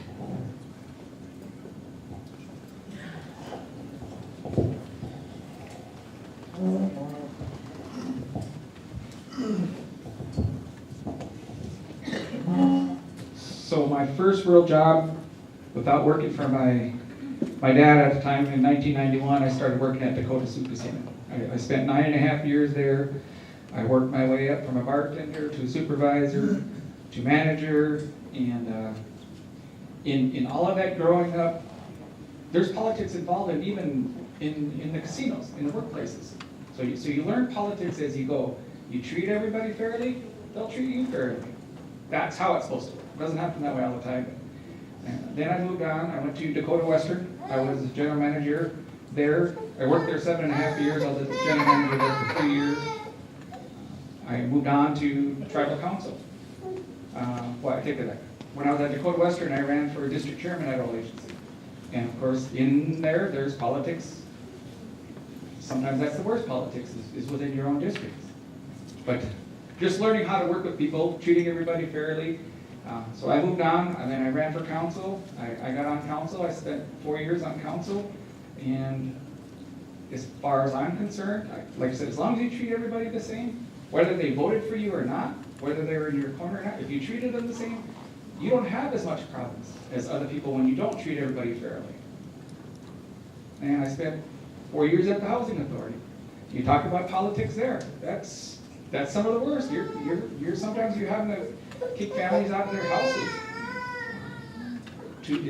Was it their own fault? For the most part, yes. Did they pay rent? No. Was there drugs, alcohol involved? Yes. But at the same time, you got councilman, you got chairman, you got vice chairman calling you as a director. I need some help. My son, my daughter, my grandson, they made a mistake. It won't happen again. There's politics involved in not just sitting up here or being on council, it's on just almost every walk of life and every job that you do have. So, am I a good politician? I had a lot of jobs.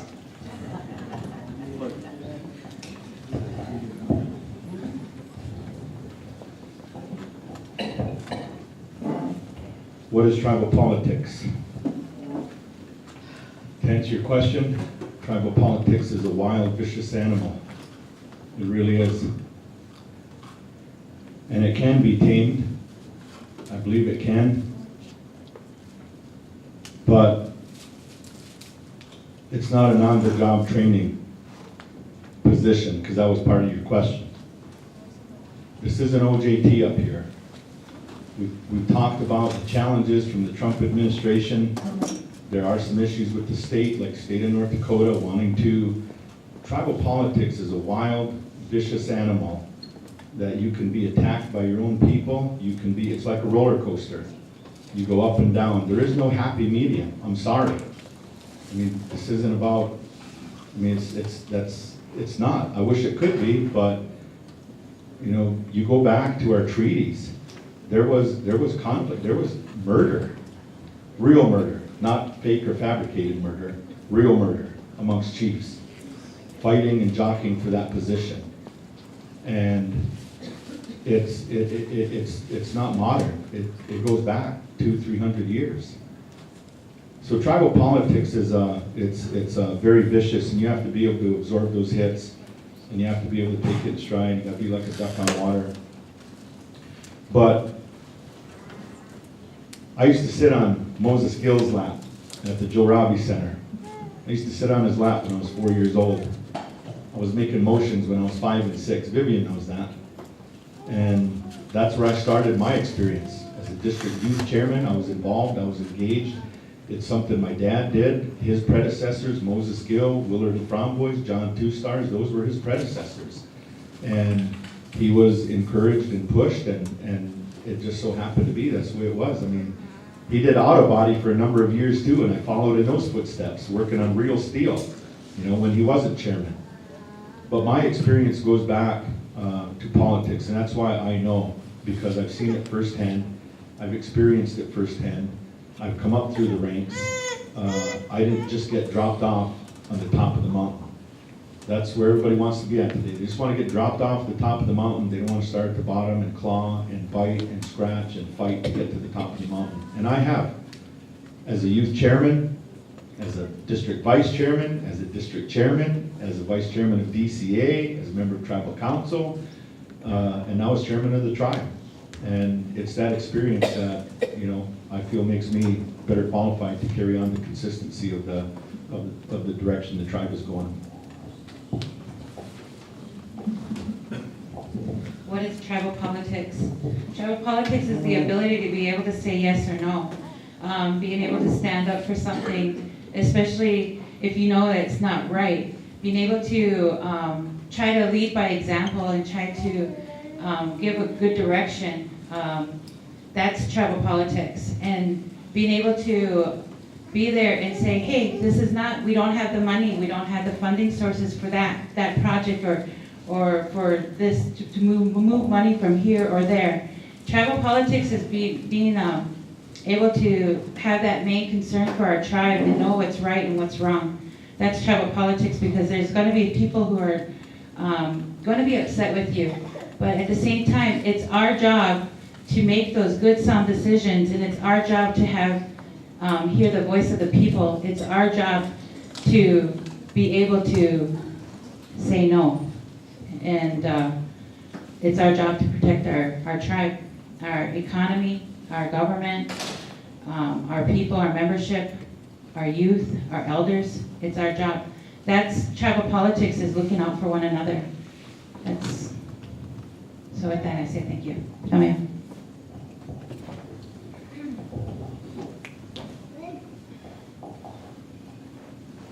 I I graduated Flandreau Indian School back in '91, and right out of Flandreau, I went to Deadwood and I started working in Indian game or in gaming. So I have the most of my career has been in gaming, and then in 1994 I moved home, where I started working at the bingo hall. When I was 16, I was a waitress there at the bingo hall out here in Old Agency. I have worked my way up and done supervisor positions in management. I have a total of 10 years in management in the positions of Dakota Connection General Manager, Associate Manager at Dakota Magic, and currently right now is the Compliance Manager, which I've been doing for almost 5 years. So I have years of experience as management. I spent almost 7 years in law enforcement. While I was in law enforcement, I did become and gain my certification as an EMT basic and also as a canine handler. And the reason why I pursued those two fields while I was in law enforcement comes to, at every place I go, I try my best to identify where I'm weak at and to build upon those weaknesses and to make myself better. And when I was in law enforcement, one of my very first vehicle accidents that I was called to, I was just a rookie, it was in Lake Traverse, and I prepared myself wrong. I said, okay, I don't know anybody in Traverse, right? And I get there, and it's 3 of my boys, and they're hurt. And you roll up in that position, and people are looking at you because law enforcement's here, and now you're coming with help. And I learned that day that I didn't have the skill set that I needed to do this job, to respond to something like that.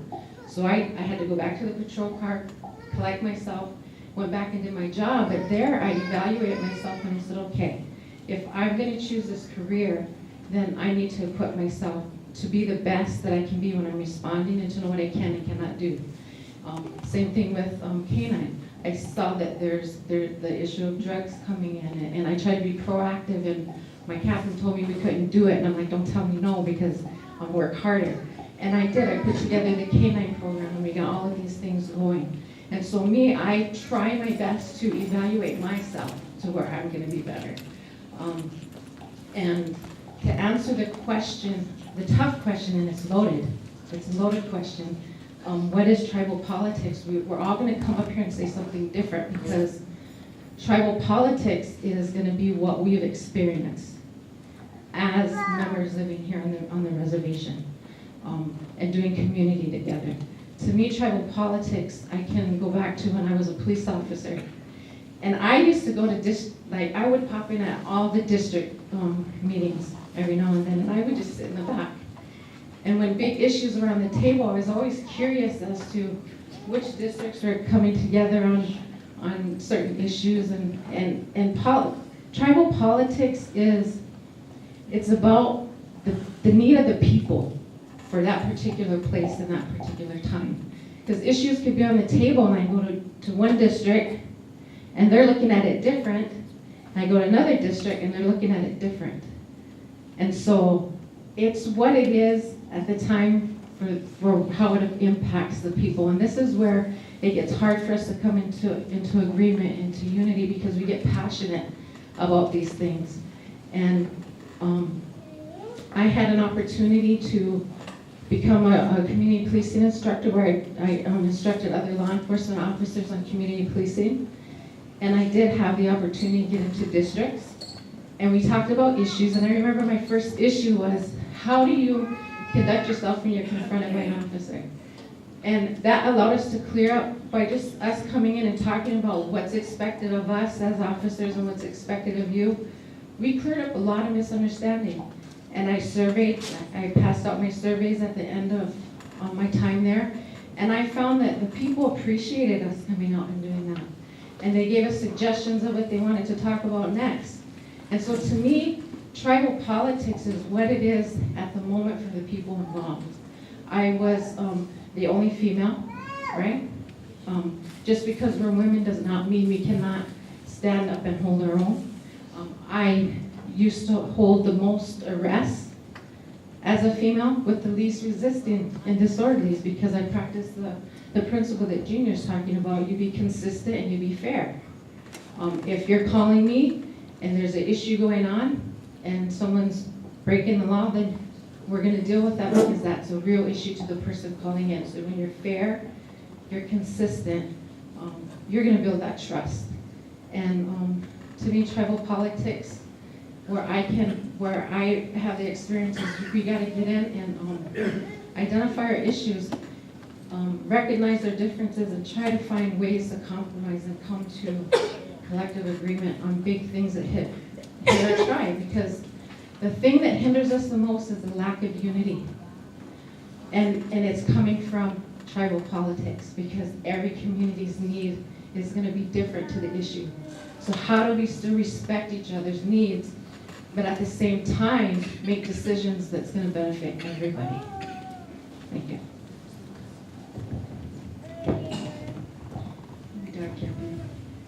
I guess my take on politics in general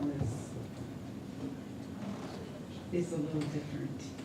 But to me, politics is collaboration. It's problem solving, building partnerships, finding solutions. And you're doing these things to reach a goal that is going to serve your nation. And you collaborate with other politicians because you're trying to fulfill a need that your people have. And understanding that politics can be vicious, I think there's always a happy medium, and there's always building consensus. I was the Regional Operations Committee Secretary for Region 8 tribes for 3 years. And at our quarterly meetings, they would get heated, and I kind of became known as the voice of reason, only because, I would eventually stand up and try to calm everyone down and just try to, because everybody has an opinion, and that's a given. Everybody is going to have an opinion about something, and not everybody's going to be happy with the outcome, because you can't make everybody happy all of the time.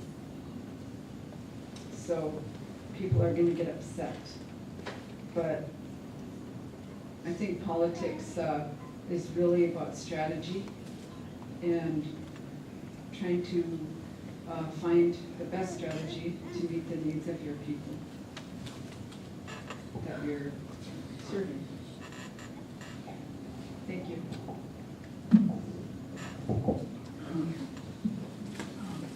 My name is Marie Rendell, and I am from the Wahpeton district. And my question is to all of you, because you're all coming in, especially the new ones or whatever, is we have I sat here tonight and listened to all the issues regarding our programs, our social programs, our financial programs, our law enforcement. And I'm out in the community. I go out there every day, and I hear about the high pay that our employees are getting. But what kind of work are they doing? Why is our social issues so bad? Why is law enforcement not doing their job? Hear about meth, especially meth. You know what happened to us in our district when we before we moved into our new district center. They were cooking meth up there. We brought it to tribal police. They didn't do nothing. They let it go. They dropped the ball when those individuals should have been prosecuted. But we still continue in our district center. So these are things that I guess I would like to know is, with issues like this, And you're all from here. You all have family members probably that work at the tribe. How are you gonna handle it when somebody comes in and says, they're not doing their job?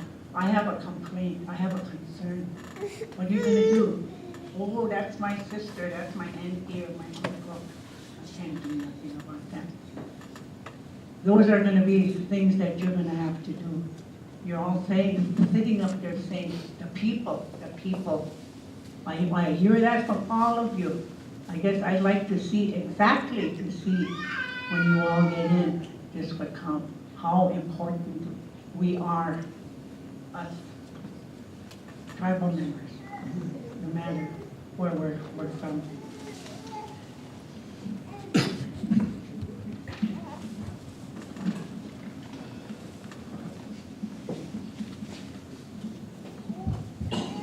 I'd like to speak to the issue, one of the issues on salary, and this is one of the issues that we face at Dakota Magic, and it's something that we really need to consider and take a look at, is when we do our annual evals, and anybody who's been in management and finance and budgets, anything like that, you are gonna understand this, but whenever we come around for our annual eval, we have an opportunity to get between 0 to 5% on our annual eval, okay? So when we're not evaluating our people correctly and the right way, we're not gonna get the service from them that we need.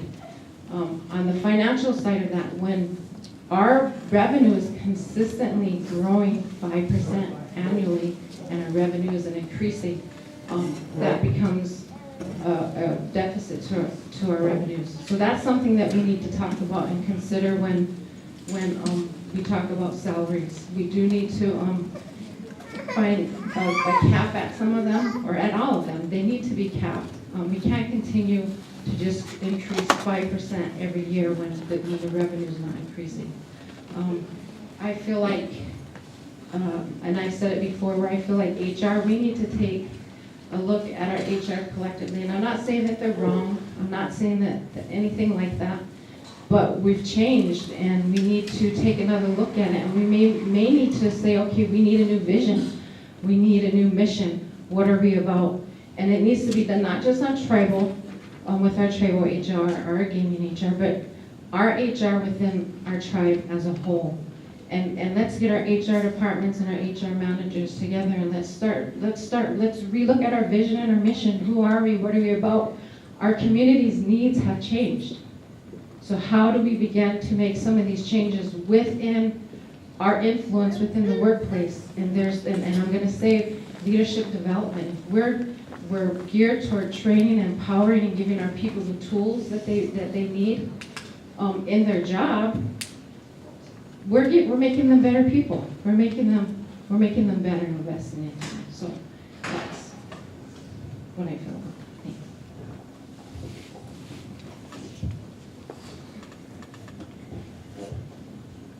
I know, standing up here, we always give all our opinions on things, but running for this position, like, for me, because it's working with all our finances and within the tribe, our government contracts, everything, I think that we really need to reevaluate ourselves as a tribe, and maybe get a professional financial analysis to come in here and help us guys, because I know we have a lot of top-heavy positions, and that's one of our major issues, and we've had that for years. And now we've grown, we've gotten more services, more departments, we've gotten more positions where they're top-heavy, so top-heavy that their budget can't even support that.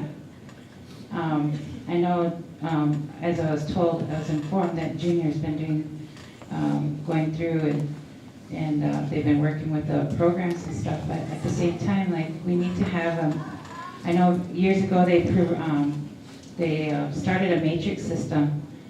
They didn't utilize that. Just because people were upset that they were going to be getting cut. But, like right now, I know from my past experience of the 11 years working for the tribe, each year we had a COLA, cost of living allowance. And I'm gonna tell you, just working for the tribe alone, I started off at $15 an hour before I left. Within just a couple of years, I left at almost $20 an hour. And that was only a few years. So those of them who are out there working, and that's just from the cost of living, it wasn't from no raise that I was getting for an eval or anything like that. It was a cost of living, it was almost automatic for each one of the employees at the tribe. We do need to have an evaluation that is set in place because, and capping some of these positions, because it's ridiculous how some of these positions are making so much money. I know working in planning, our budget wasn't even, with all the staff that we had at the time, there were 9 of us at one time in that department, and we were able to fund all 9 positions with the 8th tribal government grant, EDA, 2%, 40% of the 2% transportation grant. I mean, we were able to fund each one of us, but we weren't sitting there all top heavy. We were all at a good level range in our with our wages. And right now, you look in there, it's almost a skeleton crew in there. I'm not trying to degrade or cut down the department, but I'm just saying that that's really how it is. And then I hear a word that there's, certain wages are sky high.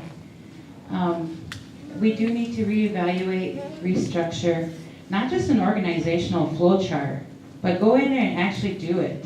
Rather than just putting it on paper, we really need to do it, and I'm not saying make everybody have pay cuts or, people are gonna lose jobs or stuff like that. I'm just saying be realistic about these salaries that are being, that our employees are getting, because realistically, we all have job descriptions no matter where we go.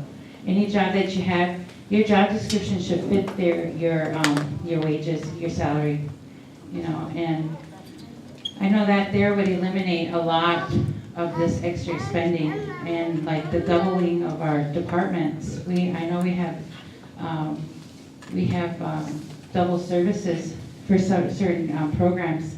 I think that needs to be reevaluated too, but that's all part of that reevaluation and restructuring that we need to do as a tribe, because we are not where we were sitting before. And I know that also with our I don't know much about the casinos end of it, but you hear about everybody being top heavy, and I think that as long as we can come in there and we can compromise and work together and try to restructure, reevaluate ourselves rather than just on a flow chart, and show to each other that this is how we're going to make ourselves grow and be more, sufficient, self-sufficient.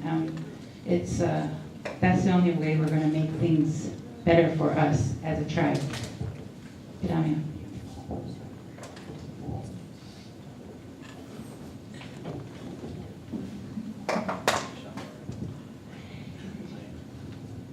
So I was actually asked by a tribal member, if you get elected, are you going to come in there and take over all of the programs and throwing people out? And I said, no, actually, I've been thinking about this since I was in planning, because we've had, like a tribal member earlier had said, we need someone to answer the phones. And I think some of it just comes down to good customer service training. We have to remember that we're here to serve the people. And yes, right now we're saying that here, but we actually worked in there where it was an issue.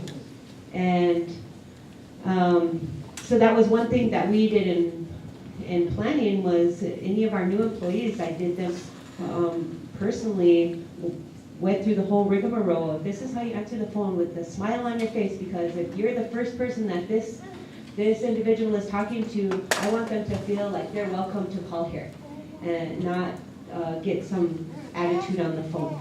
But remembering that we are here to serve the people in whatever capacity.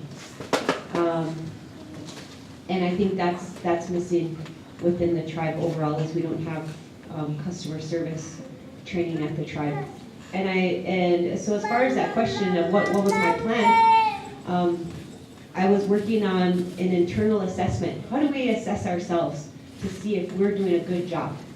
Who's going to assess us? Is it going to be our staff that are assessing the manager? Is it going to be the people that are coming in to assess the program to say how good of a job are they doing? Are they actually helping me, or are they sitting on this pot of money and, well, you know, I don't like you or your family, so I'm not going to provide you any assistance, which that happens. You know, if you have a certain name, there's people that do not get help here at the tribe, and it shouldn't be like that. We should be fair, and that's why I say I've been claiming equality, because we need to be treated equal, each of us. It shouldn't matter if I come from Bakuli, you know, or who I'm friends with, or if my last name is Robertson, or if my relatives are the Renvilles. You know, that shouldn't matter. It should be based on need, and it should be, our focus is our membership and ensuring that they get the service that they need, that we receive due process. You know, that there's a lot of things that we can do to improve on, and that should always be our goal. We shouldn't just plateau and, oh, we're doing a good job. We should always be looking at how we can improve. What can we do better? You know, we serve X amount of people. Well, then next year our goal should be 5 or 10 more, because there's people out there who are too proud to ask for help sometimes.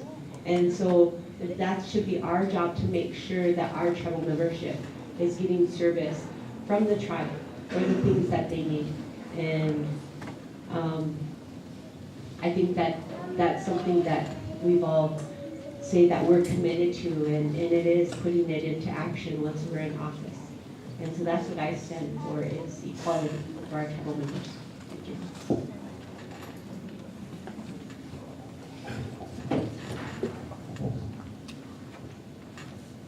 you. Maria's right. We do, you know, it just seems like a typical thing that people running for political office say that we're for the people.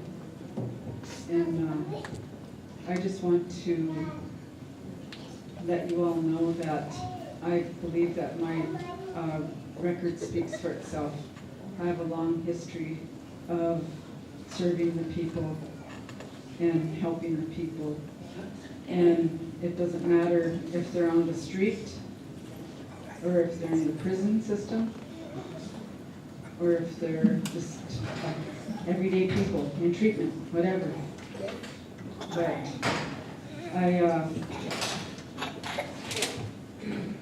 I just want to say I do honestly believe and will serve the people to the best of my ability, and in fairness and equality.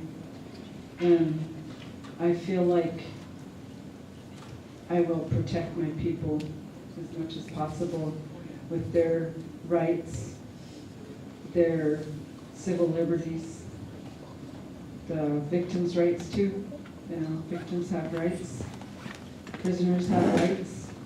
You know, the mentality as far as the incarcerated, there's a lot of mentality out there that, because a lot of times the crimes are against other members in the tribe or in the family or whatever, so, you know, people are angry and they lose their compassion for the people that are incarcerated because of that mentality of, well, they did the crime, they need to pay the time, you know, let them sit, you know, whatever. But guess what? They're still our people too. They're still our people too, and they still are a head count here, and they still need services, just like the homeless. You know, the homeless, yeah, they have addictions, but they are human beings. They are part of this tribe. They are head counts. And we can't forget about the homeless. We need to provide for them. We can't just expect them to live on the street in the winter and survive. Because that's what they do. They do survive. And it's just ushika. You know, why should they have to survive like that? Why can't we help our people to get off the street? Why can't we help them and give them a warm place to live in the wintertime? Yeah, we have this shelter out here, and that's good. Lots of children there. Lots of children go to school from there. And going to school from a homeless shelter is not an easy thing. They get anxiety. You know, they have to share a bathroom with a lot of other people, with a lot of other students. And so the shelter, I'm thankful for it, because a lot of people are utilizing it. But they have their rules. You know, the people that are alcoholic and, you know, really can't refrain from using, they can't stay there. So where do they have to stay? They have to stay in the trees, they have to stay under the bridge, they have to get picked up and stay in jail. But, you know, those are real issues. Those are the realities that we're facing. I work with a lot of people. There's a lot of homeless people. I work with a lot of women with children. They're homeless. Yes, a lot of them, they're staying with their families, but they don't have a home of their own. There's a lot of issues on reasons why. So what I'm saying is the homeless, the incarcerated, they're all our people too. And we can't forget about them. We can't.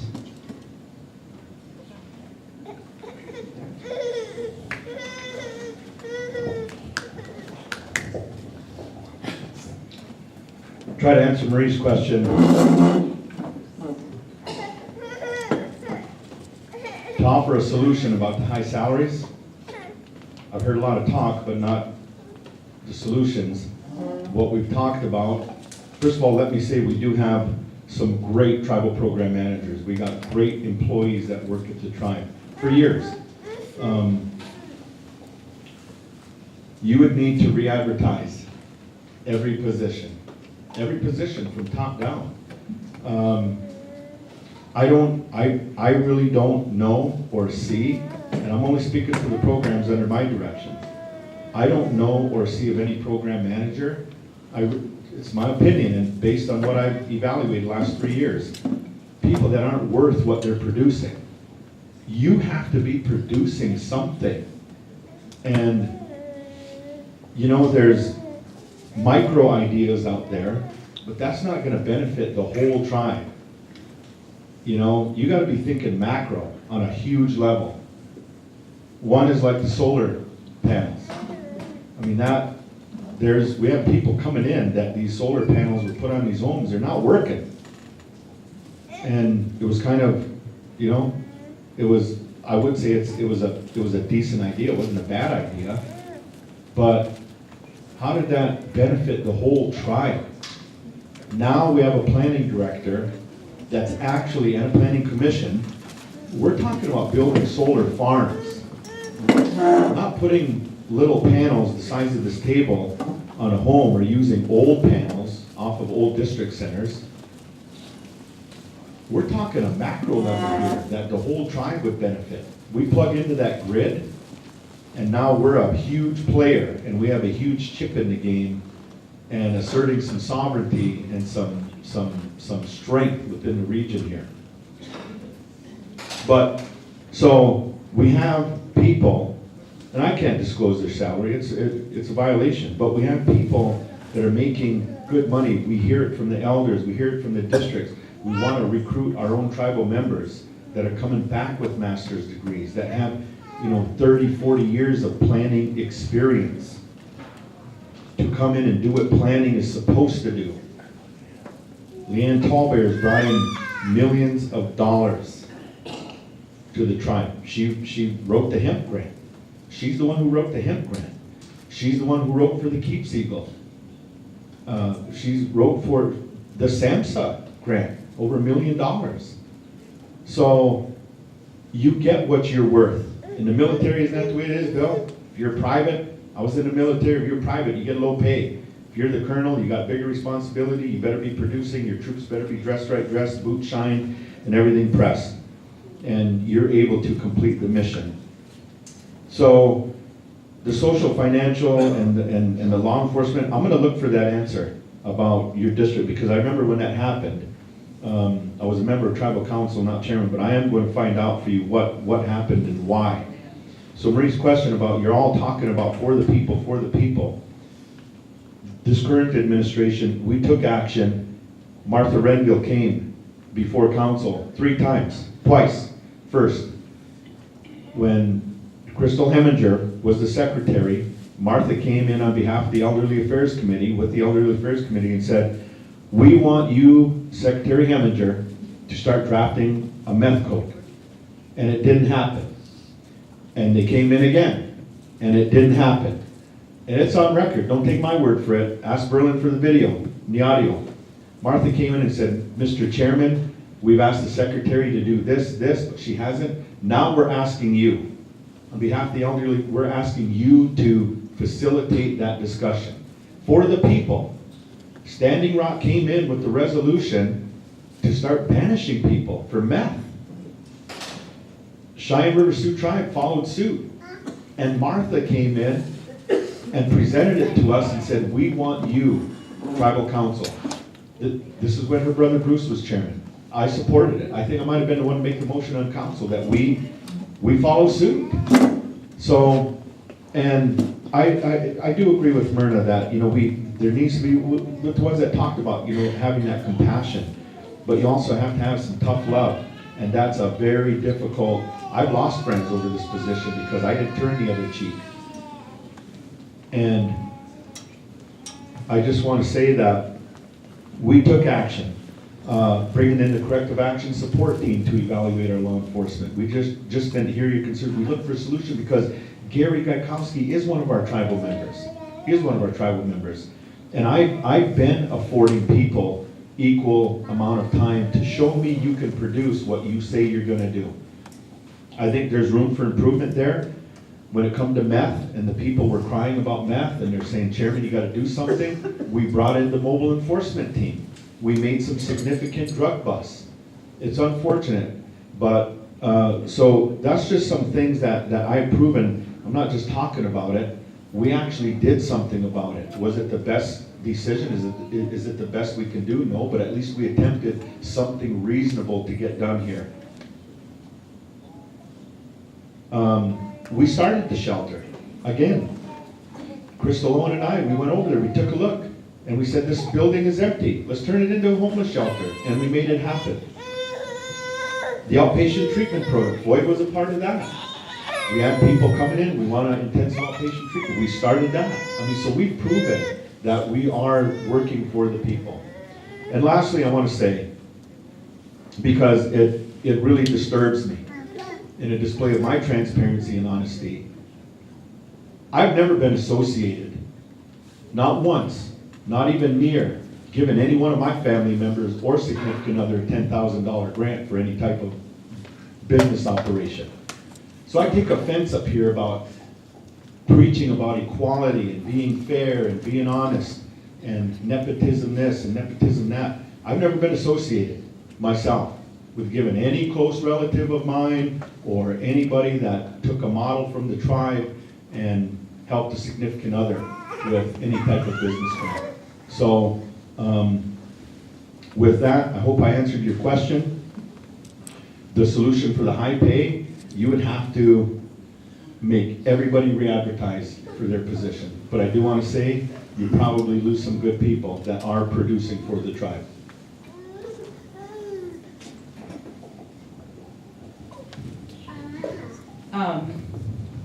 This whole thing on the what do you do for the people? I've been since I came home. I've been home since 2005 from the Navy, and all I have to say is that I've dedicated a lot of my life, my time to the people, to the tribe, to our community, to our young people. I've taken in young people. I've done a lot to try to help, our kids that are in need. I didn't have very much, but I did. I know that was one of the questions that you had asked, Marie, was, we all sit up here and we all say we're here for the people. I sat here and I didn't work for like 3 years for the tribe.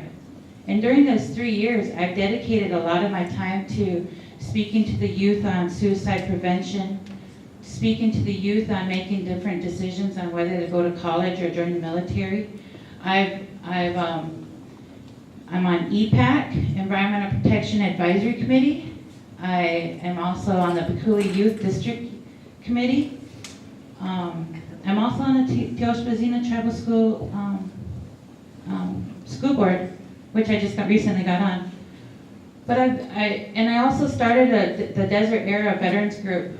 I started that group because it was trying to help our young people who just returned home from the military, trying to help them deal with PTSD, trying to help them have like a talking circle to help them fit back into the community.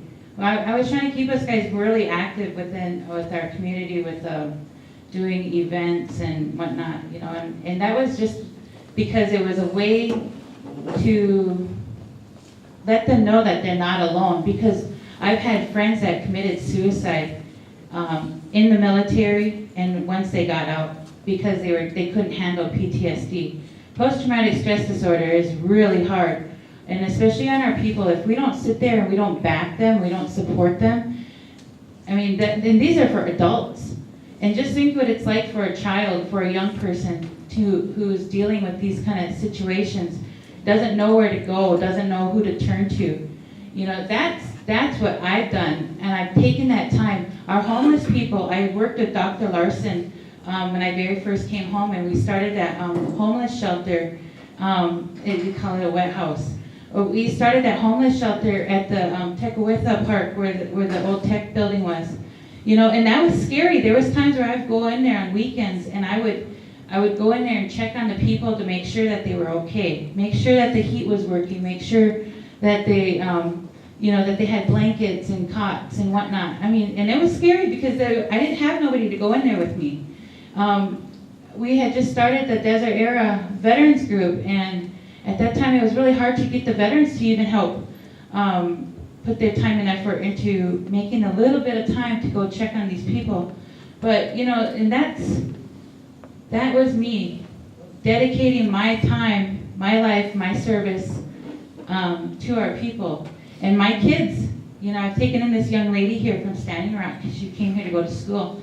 My kids have seen me gone for a lot of hours out of the day and just dedicating my time to these boards, committees, to the tribe. It's not for me. This is all for the people. And so when I made the decision to run for vice chair, it wasn't because I wanted to make the high salary. It wasn't because I wanted to say bad things about Floyd here, because I don't have nothing bad to say about him. It was because I wanted to make that difference. I wanted to make that change in a positive way as a Dakota and as an Akichitawea here. I wanted to make that positive change for our people. And whether, and it is a learning experience, because I know when I was working in planning, I learned a lot working in planning, and I learned a lot working at construction management and working with outside resources and whatnot. A lot of it's on the job training. You don't go into this position, the chairman, the vice chairman, the secretary, automatically knowing everything that you need to know. It's a hands-on job, and that's with any job. When I was growing up, my parents, they didn't ever give us guys any slack, especially us girls. It was, I started working road construction. I was a heavy equipment operator for 4 years, and I also was a crew leader of a jackhammer crew. I worked hard. I did a lot of manual labor. And then I went off to college. I didn't really care for college too much, so I joined the military, and I was the very first female E4 to be the assistant leading petty officer on the flight deck crew. That just goes to show how much my work and dedication is to my crew, to my people. And that's how it was. It was all about teamwork, team effort. And that's how I see it here with our tribal government, is teamwork, team effort. It's not about me. This is not about me. This is about our future, these young guys here. This is about taking care of our elders, taking care of our people who are 18 and over. You know, all of our people, we gotta stand up and we gotta try to, you know, make that difference. And our funding, our money, I know that's a huge issue here. That's not my money. So with that, I'm not gonna sit there and make multi-million-dollar decisions just because I feel like it. I wanna do a feasibility study, a market study. I wanna make sure all this stuff is all in place first prior to making these big decisions. Because right now, I know that market study and that feasibility study for the grocery store, and I apologize for speaking out like this, but that was not feasible. What was feasible was if we were the only grocery store in this whole community. That was feasible. And now our elders are paying for it because they have to use their coupon, their card over in that store, that one specific store, because we jumped the gun. You know, and we could have easily saved $3.6 million had we bought TEALs. And I know it's already, you know, it's a done deal. We're already here, we're there. So now the new thing to do is get a new market study on how we're gonna market our grocery store, how we're going to bring revenue back in. That's the same thing we need to do with our casino, because you know what, right now, you go into that casino, it's not the same as what it used to be. It used to be full, it used to be packed all the time. But now people are turning away because they don't have, you know, the rewards, the comps, everything else that we used to get. It used to bring people in. And so with that, I just want to let you guys know that I am here for our people. I'm here to be a service for the people. It's not for my own personal gain. I live in a trailer house, mind you, on 2.5 acres of land. I'm a single mother. I take in other kids. I take in other parents' kids because those kids don't have a place to stay. They don't have enough room in their home. They don't have anybody to take care of them. Their family members are incarcerated. You know, things like that. I feed them, I provide for them because you know what, that's what we do as a Kichita.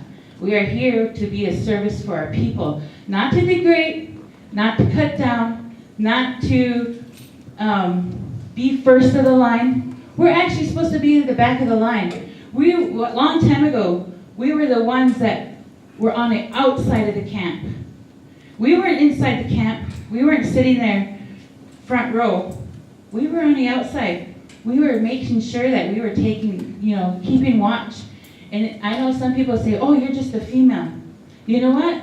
I may be a female, but at the same time, I have that warrior spirit here. I'm not afraid to stand up. I'm not afraid to fight. I'm not afraid to speak up.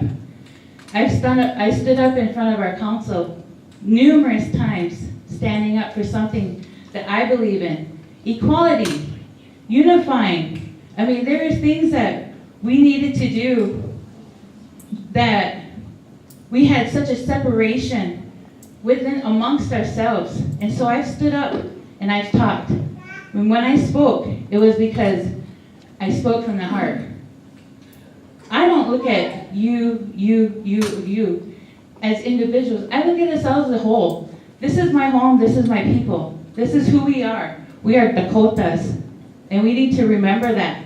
And, you know, and as far as asking me if I'm here for our people, yes, I am. I'm here 110% for my people.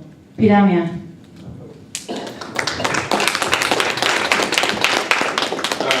I just got another question. I have many more, but there's a lot of other people who want to ask questions. My next question, if you become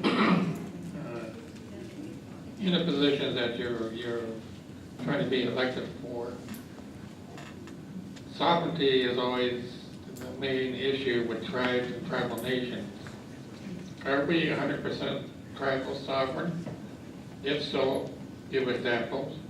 If we're not 100%, if so, give us examples. You need to understand sovereignty when it comes to negotiation with boundaries, jurisdictions of all jurisdictions, all other kinds of things for the tribe. So it's very important to know if we're fully sovereign or not.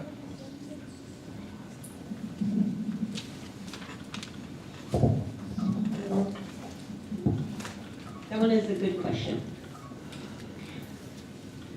So the definition of sovereignty is our ability to govern our own selves. Do we govern our own selves? Yes, we do. We have our own constitution in place. Like Dave said, it's an IRA model, and that we are a treaty tribe. My personal view on sovereignty is tied to self-sustainability. Are we self-sustaining? No, we're not. And what are the things that we can do to become self-sustaining? How do we, become more self-reliant? Because we really do rely heavily on that federal dollar.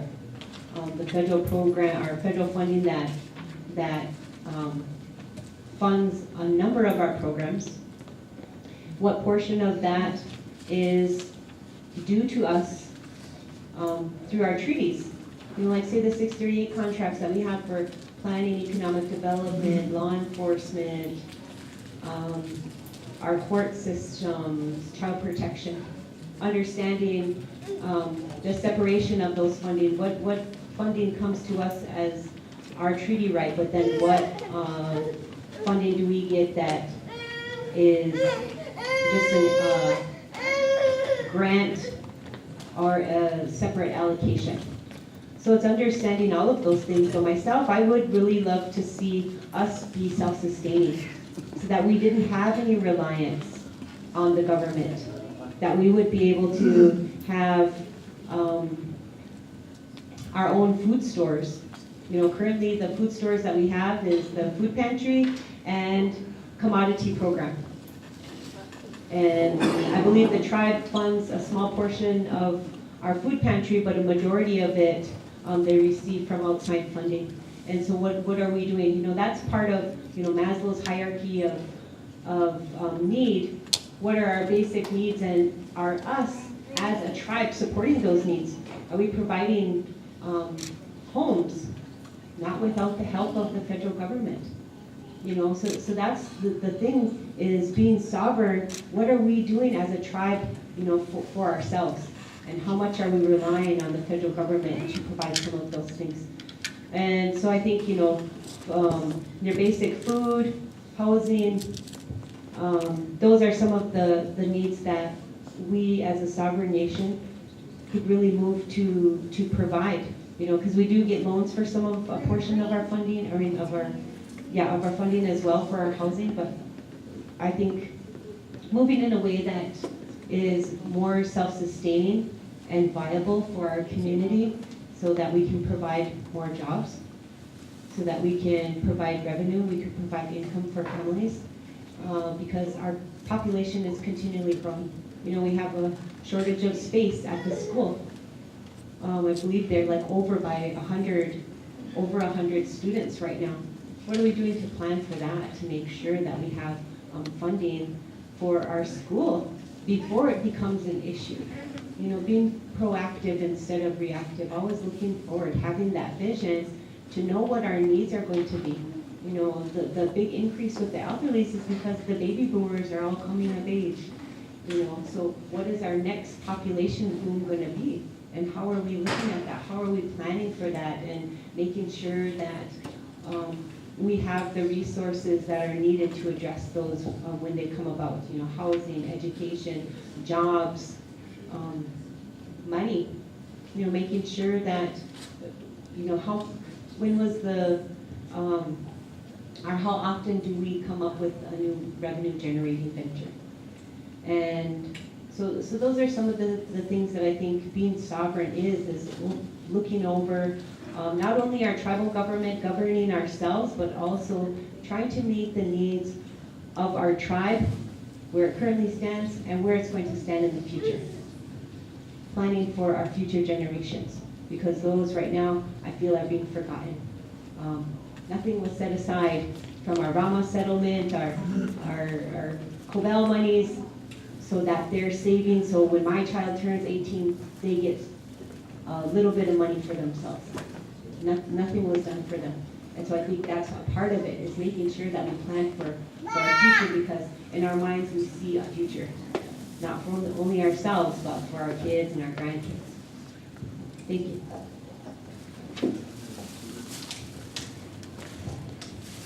Bill, to answer your question, the answer is no. The answer is no. We are not 100% sovereign. And let me share with you why.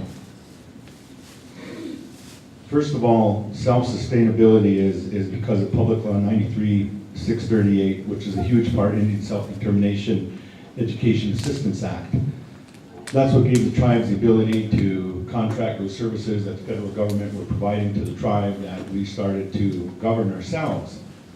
But the real definition of sovereignty is this, and you can look it up. The real definition of sovereignty is a nation's unlimited ability and authority to make rules that govern their nation. That's what sovereignty, that's the real definition of sovereignty. Has nothing to do with self-sustainability. Sovereignty, that was your question. And the reason why we are not 100% sovereign, I'll give you an example. When I was in Afghanistan, we knew that the Taliban were beheading people. We knew that. We had videos that they told us, don't get captured. Don't get captured. They don't follow the rules of engagement. They don't follow the North Atlantic Treaty Organization rules, NATO, the NATO treaty. In Afghanistan, if a woman commits adultery, or if little kids are reading books that have English words, they will kill you.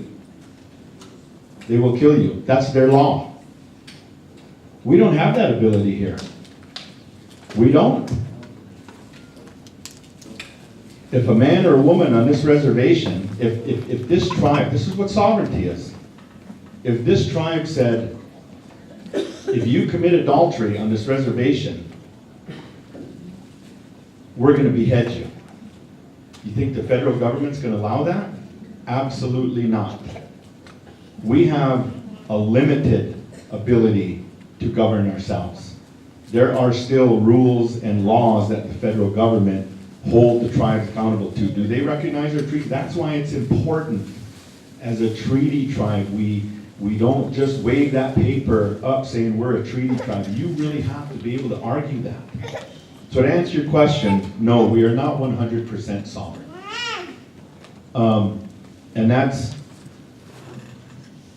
there is a level of sovereignty that they recognize, our tribal lands, our jurisdiction, but just in very short, we are not 100% sovereign because of those things. Now prior to colonialism, there was a time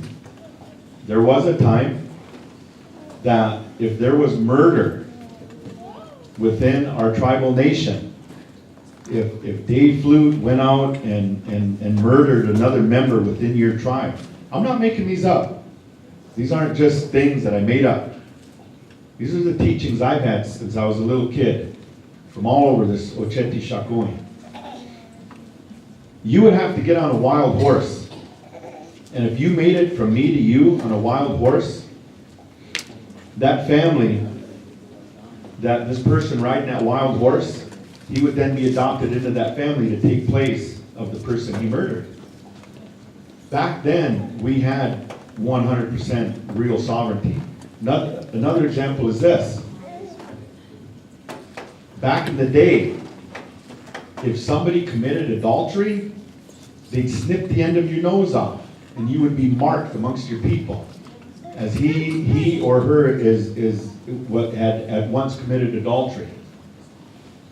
Now the federal government didn't come in and say, hey, you can't be snipping people's noses off. At that time, they left us alone. That's when we had real 100% real sovereignty. But as we migrated up through and transitioned into the 20th century, Indian Reorganization Act, Dawes Act, Indian Reorganization Act, and these other Indian policies, we became, my dad doesn't like me saying it, but this is what's in the books, we became wards of the government. And through Indian Self-Determination Education Assistance Act, that's the real policy that gave us, that the federal government started really recognizing the tribes as having a certain level of being sovereign. I just want to make one point very, very clear. That the feasibility study for the grocery store was updated. It was updated before council made that decision. Not Dave Flute alone, before council made that decision. And they shared that with those districts. Now, if you didn't go to your district meeting, or if you didn't come to general council meeting and heard that, that's not on us. That's not on us. And we can't disclose how much that Roger Teals came in and offered Teals for, but it wasn't near the amount here.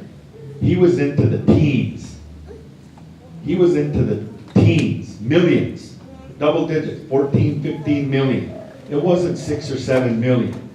It wasn't.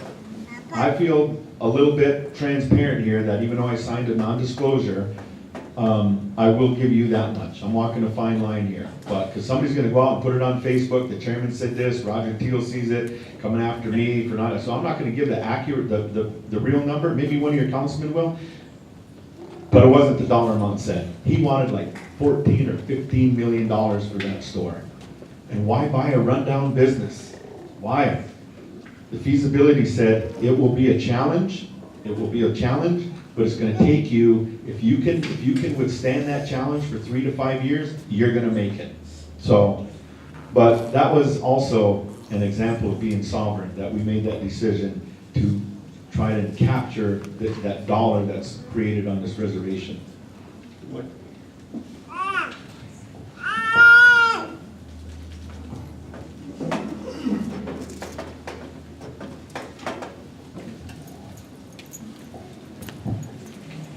Okay, real brief. Question about sovereignty. Like the chairman said, no, we are not 100% sovereign. Would everybody in this room like to be that? Yes. But because we're not 100% sovereign, the things that we are sovereign on is our own land. We don't have to pay taxes to the state for any of that. We have Indian casinos, which NIGC, the National Indian Gaming Commission, they're the ones who regulate us, and not so much the state. We do have a gaming compact with them.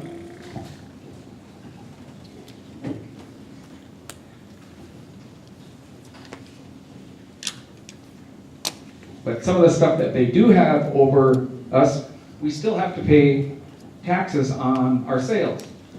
And that's the 77-23 split that we have with them. And we still also have to buy our alcohol that we sell in our casinos from the state. We have nowhere else to buy them from, so if we want to have alcohol in our casinos or in our grocery store, we got to get it through the state. So, thanks.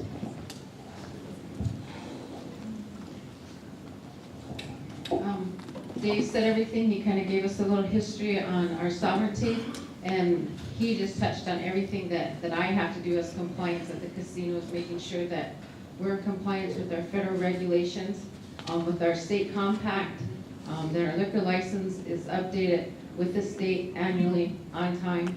So no, we are not 100% sovereign.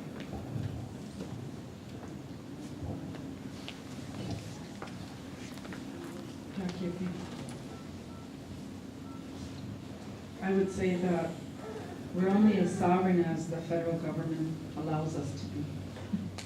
We have delegation of authority that is granted to us for certain things, such as IFWA is one of them, to implement or enforce these federal laws that were passed.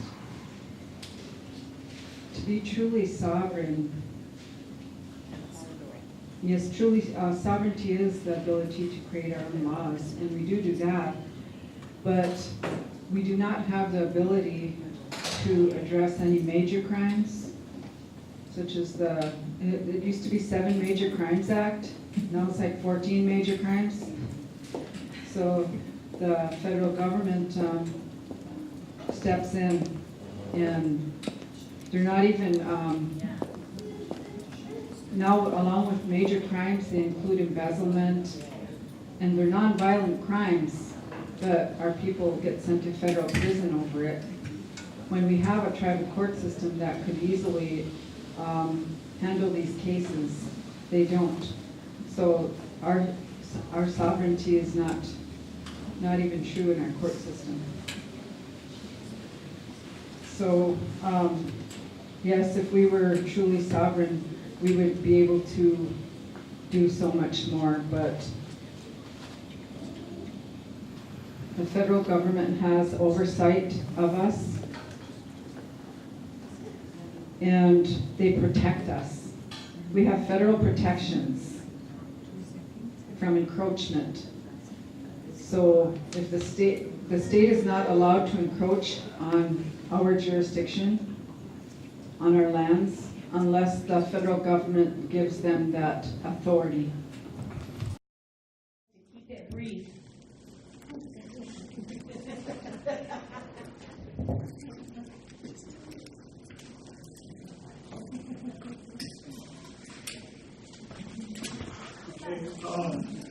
First of all, y'all are acting like every elder on the reservation is going to go somewhere else other than the store, when probably only a portion will. So my question to each of the new candidates is, if you're elected, are you going to continue to make the elders go to the grocery store by dishonoring them, or will you give them back the right to choose a vendor of their choice? So this is for the new candidates, correct? Yes. So there's pros and cons to that question, of course. You know, that we need the elders' coupons to support our grocery store. But on the flip side of that, it's not fair to our elders to not have a say in where they're going to spend their coupons. And so I think if we do an assessment of our business and determine where is the leaks that we have within our grocery store to help it run better, as far as understanding and see, like, us new candidates, we're in the dark because we don't know what the financials are concerning the grocery store. There's a lot of things that we don't know, so we can just base our answers on speculation at this point. But I think as far as the business end of that goes is to really do a true assessment on the grocery store. What can we do to tighten it up so that we are making some revenue so that at least we're able to stay afloat?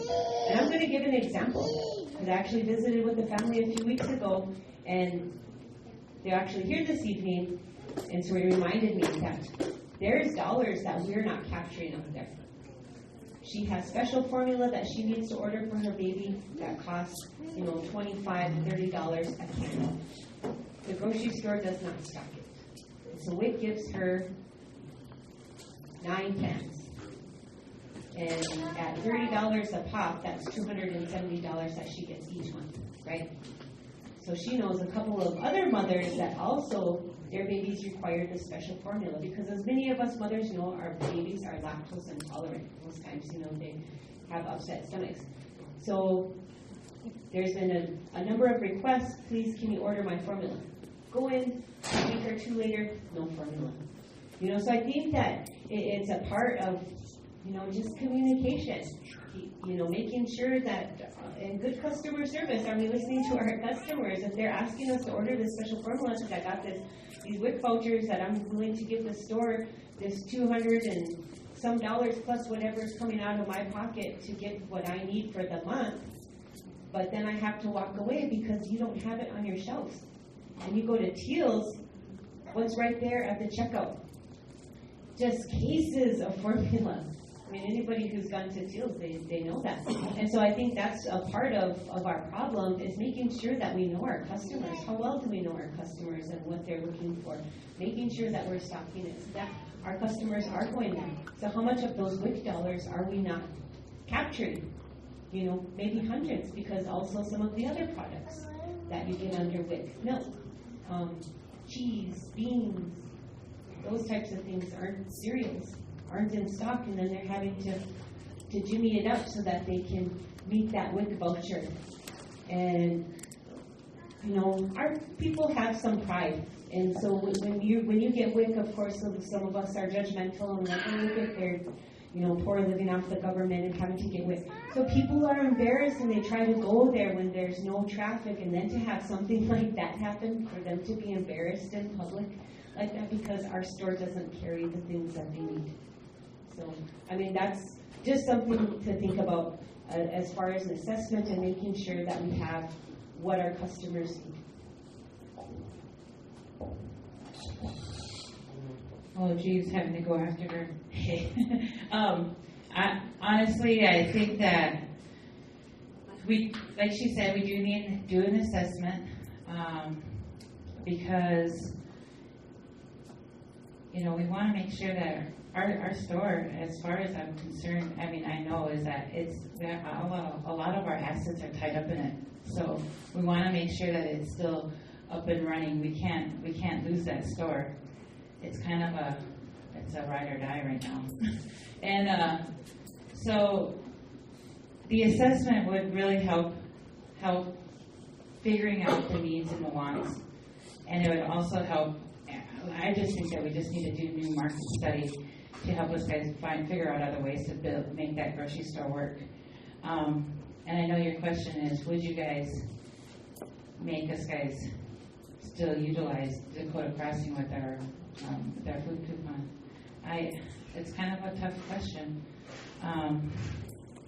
because I don't want to have to make anybody do anything that they don't want to, you know. And there's a lot of our tribal members that are off the reservation, and I honestly don't think that it's fair that they would have to use if they're coming from Minneapolis, that they have to use their voucher over at the grocery store, because then they got to carry all their groceries all the way back to Minneapolis.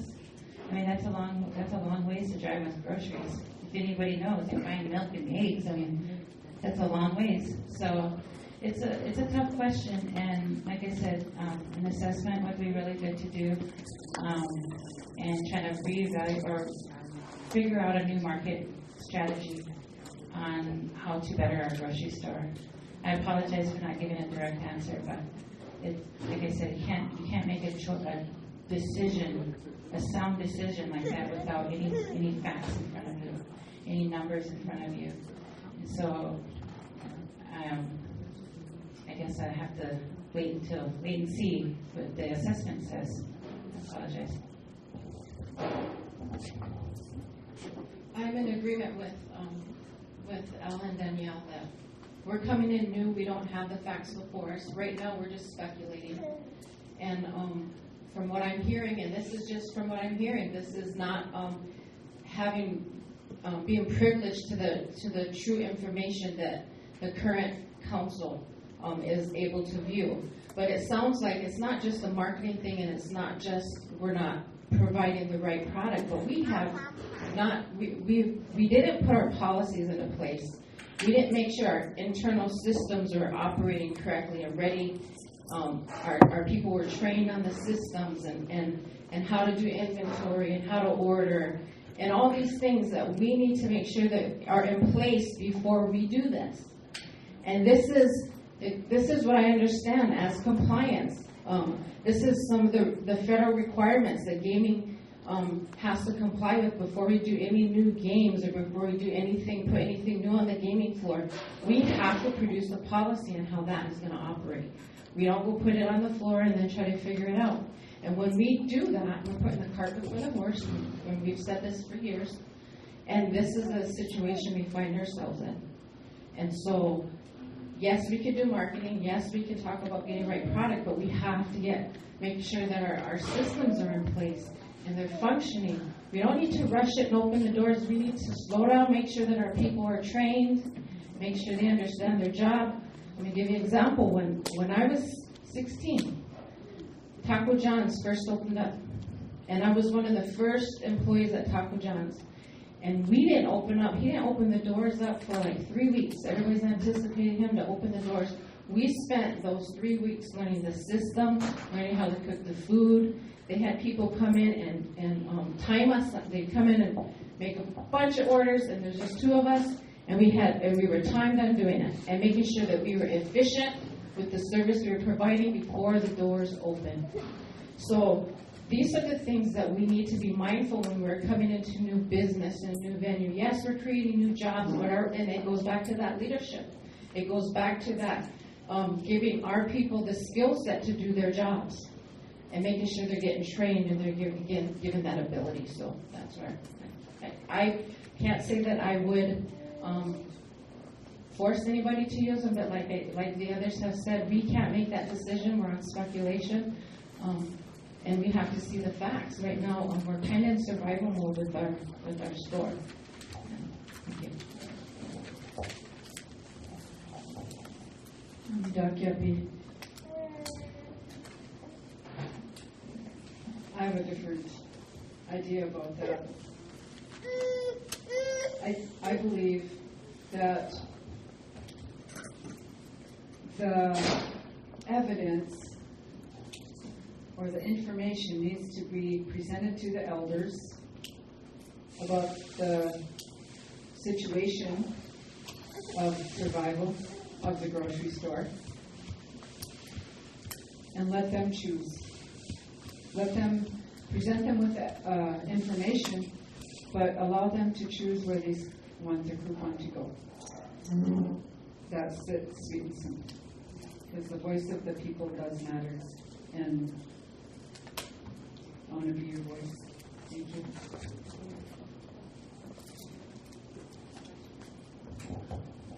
I asked Martha if I could answer because I think it's important.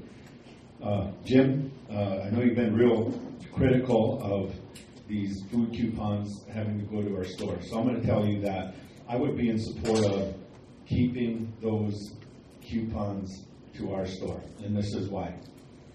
Myrna's right. Voice of the people, not just the elders, not just the youth, but everybody. Jim, if you don't contribute, and this is about being together as a tribe, if you elders don't contribute to our store, no disrespect to Myrna, I think she's elder age, but the rest of us aren't. Your kids and your grandkids won't get an elderly card when they're old enough. We're not recycling that dollar here. That's why I'm in support of the store. Now, first of all, the sky is not falling. Any new business, it's going to take you time to build your capacity, build your capital, get the things. We've been hit, Floyd and I have been hit with people saying, we want a money grant, we want a Western Union. Yes, we need to get all those things in place. We are working on the different breads and products that people want. But just because Gino Demarius wants a pink salt shaker, it doesn't mean we drop everything what we're doing and say we're going to get all pink salt shakers now because Gino said so. We can't. I understand that there are products we don't have. Floyd had mentioned it himself. I mean, there's some things that the store doesn't have, but we still go to the store. We have to go someplace else to get it. That's fine. I'm okay with people going to Teal's. That's the choice that you have. To spend your dollar that you have in your pocket. To go to Teal's, go to Hornbacher's, go to Walmart. That's fine. But in protecting our nation and the next, we just talked about, what are we doing for the youth? This enrollment rate is growing. This enrollment is growing at a phenomenal rate. And if we don't contribute to the store and keep that dollar recycling within the store, within our Fuel Inc., within our own tribal businesses, how are we expected to survive for these kids that are, or those of us that are 20, 30, 40 years old? So I would encourage you, Jim, I encourage you. You got a lot of Ridge Runners tapes, and I've always wanted to collect those tapes. I'm hoping still one of these days I can come to your house and listen to those old Ridge Runner tapes. But I would just try to encourage you that, and the other thing, we gave that information to the elders at Elderly Day. If Walmart were to be willing to say, hey, tribe, your districts give us your school closed money, your tribal members come up and they spend their paychecks up here, your elders are bringing their food coupons up here. If Walmart said, we're going to give you 2% on every dollar you spend, 5% on every dollar you spend here, then I'd probably be in favor. If Walmart would at least give the kids, line up 1,000 backpacks with crayons, notebooks, a couple bikes. These guys are a large whale in a very large ocean. We're a small minnow in a very large global market. But we can do this. And again, it's going to take 3 to 5 years. That's what the updated feasibility study said. Districts came in, supported it. We have elders that support the cards going to the store. I think another discussion could be facilitated, and then let's go from there. But to answer your question, and by the way, that information was given to the councilman, right, Floyd? I mean, that if people wanted to come in and see, they could go to their councilman and see. But we don't want that information being out all over Facebook for Roger Teal to see. Oh, that's how much money they're making, huh? Well, then I'm gonna have to carve out some things on my end. You know, so we don't. It's open. If any of you want to see those numbers, come to my office. Come to my office. I'll show them to you. But I'm not going to hand them out for people to put on Facebook, and now it's all over the world. That's bad business. So, I'd still like to listen to those Fred Brothers tapes. And like I said, you know, One question they don't have to answer. Not- They don't have to answer. I've been bombarded since the last meeting we were here by all walks of life, young and old. You know, my name's Fred Medical for my speech center is one of those China. Teaching or work for it. But I've been asked specifically that there's people out there, young and old, that want to work, but they don't have a GED or high school diploma. Now, why can't we hire them and then process they keep going or start in the GED class college or at the conduct where they're offering GED now? You don't have to answer this. You want to ask around council to get that information to our system. You know, I have a lot more, but it's busy. I'll set up here, but most check my breath. But get them hired, get them working, and then they go for the GED. If they don't want to get that GED or high school diploma, it's their own damn fault. Let them go. But give those ones that want to work, get them working, and get them in the GED. We all want a better outcome. I had to say that because there's a need out there. Thank you much. okay, like I said, not every elder is going to go somewhere else. Just keep that in mind. And by the way, I don't see the tribal store giving out backpacks either. We gave a car away and some kid toys, though.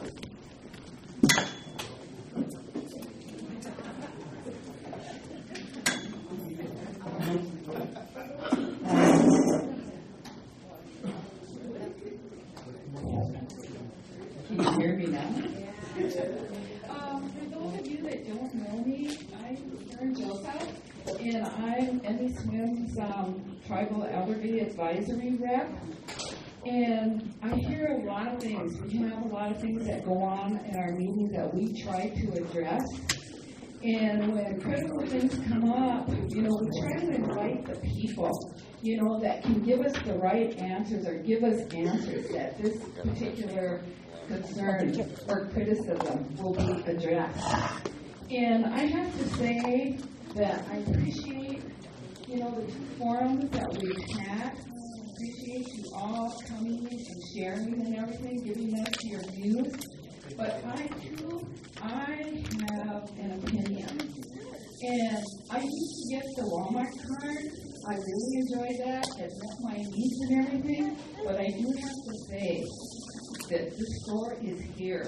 It is here. How many people long for a store? We need to support it. And yes, I think I've heard some comments now that new council, if they get in, or new execs, there might be a change.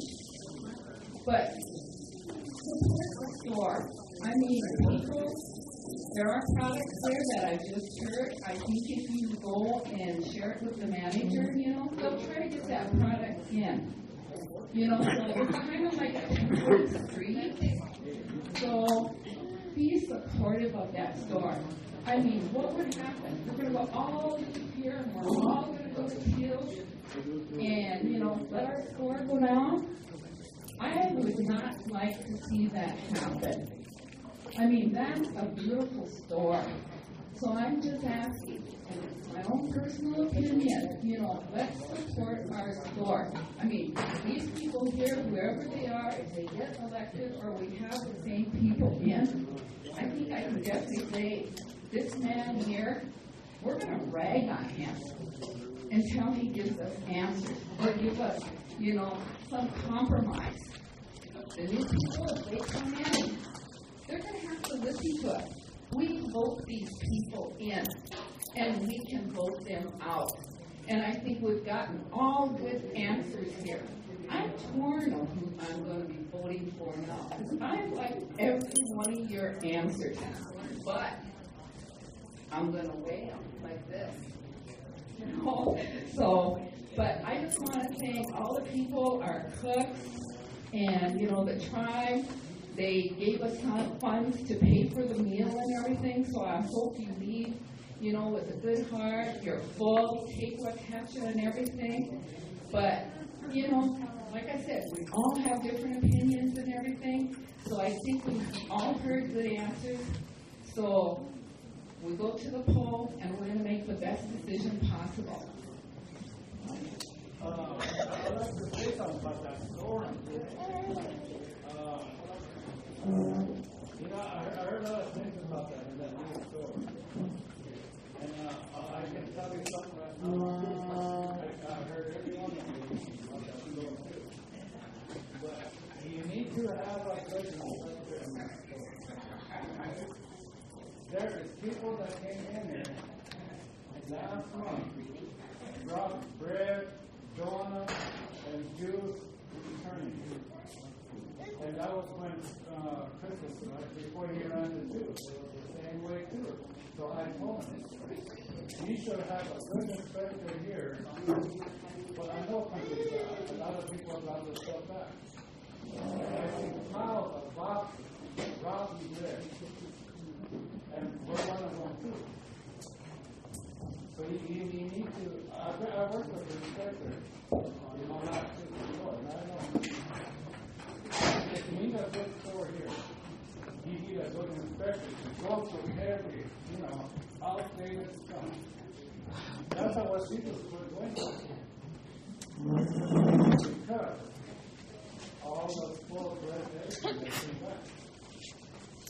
That's why everybody went back to the field. I noticed that myself. So you need a good store, you need a good inspector.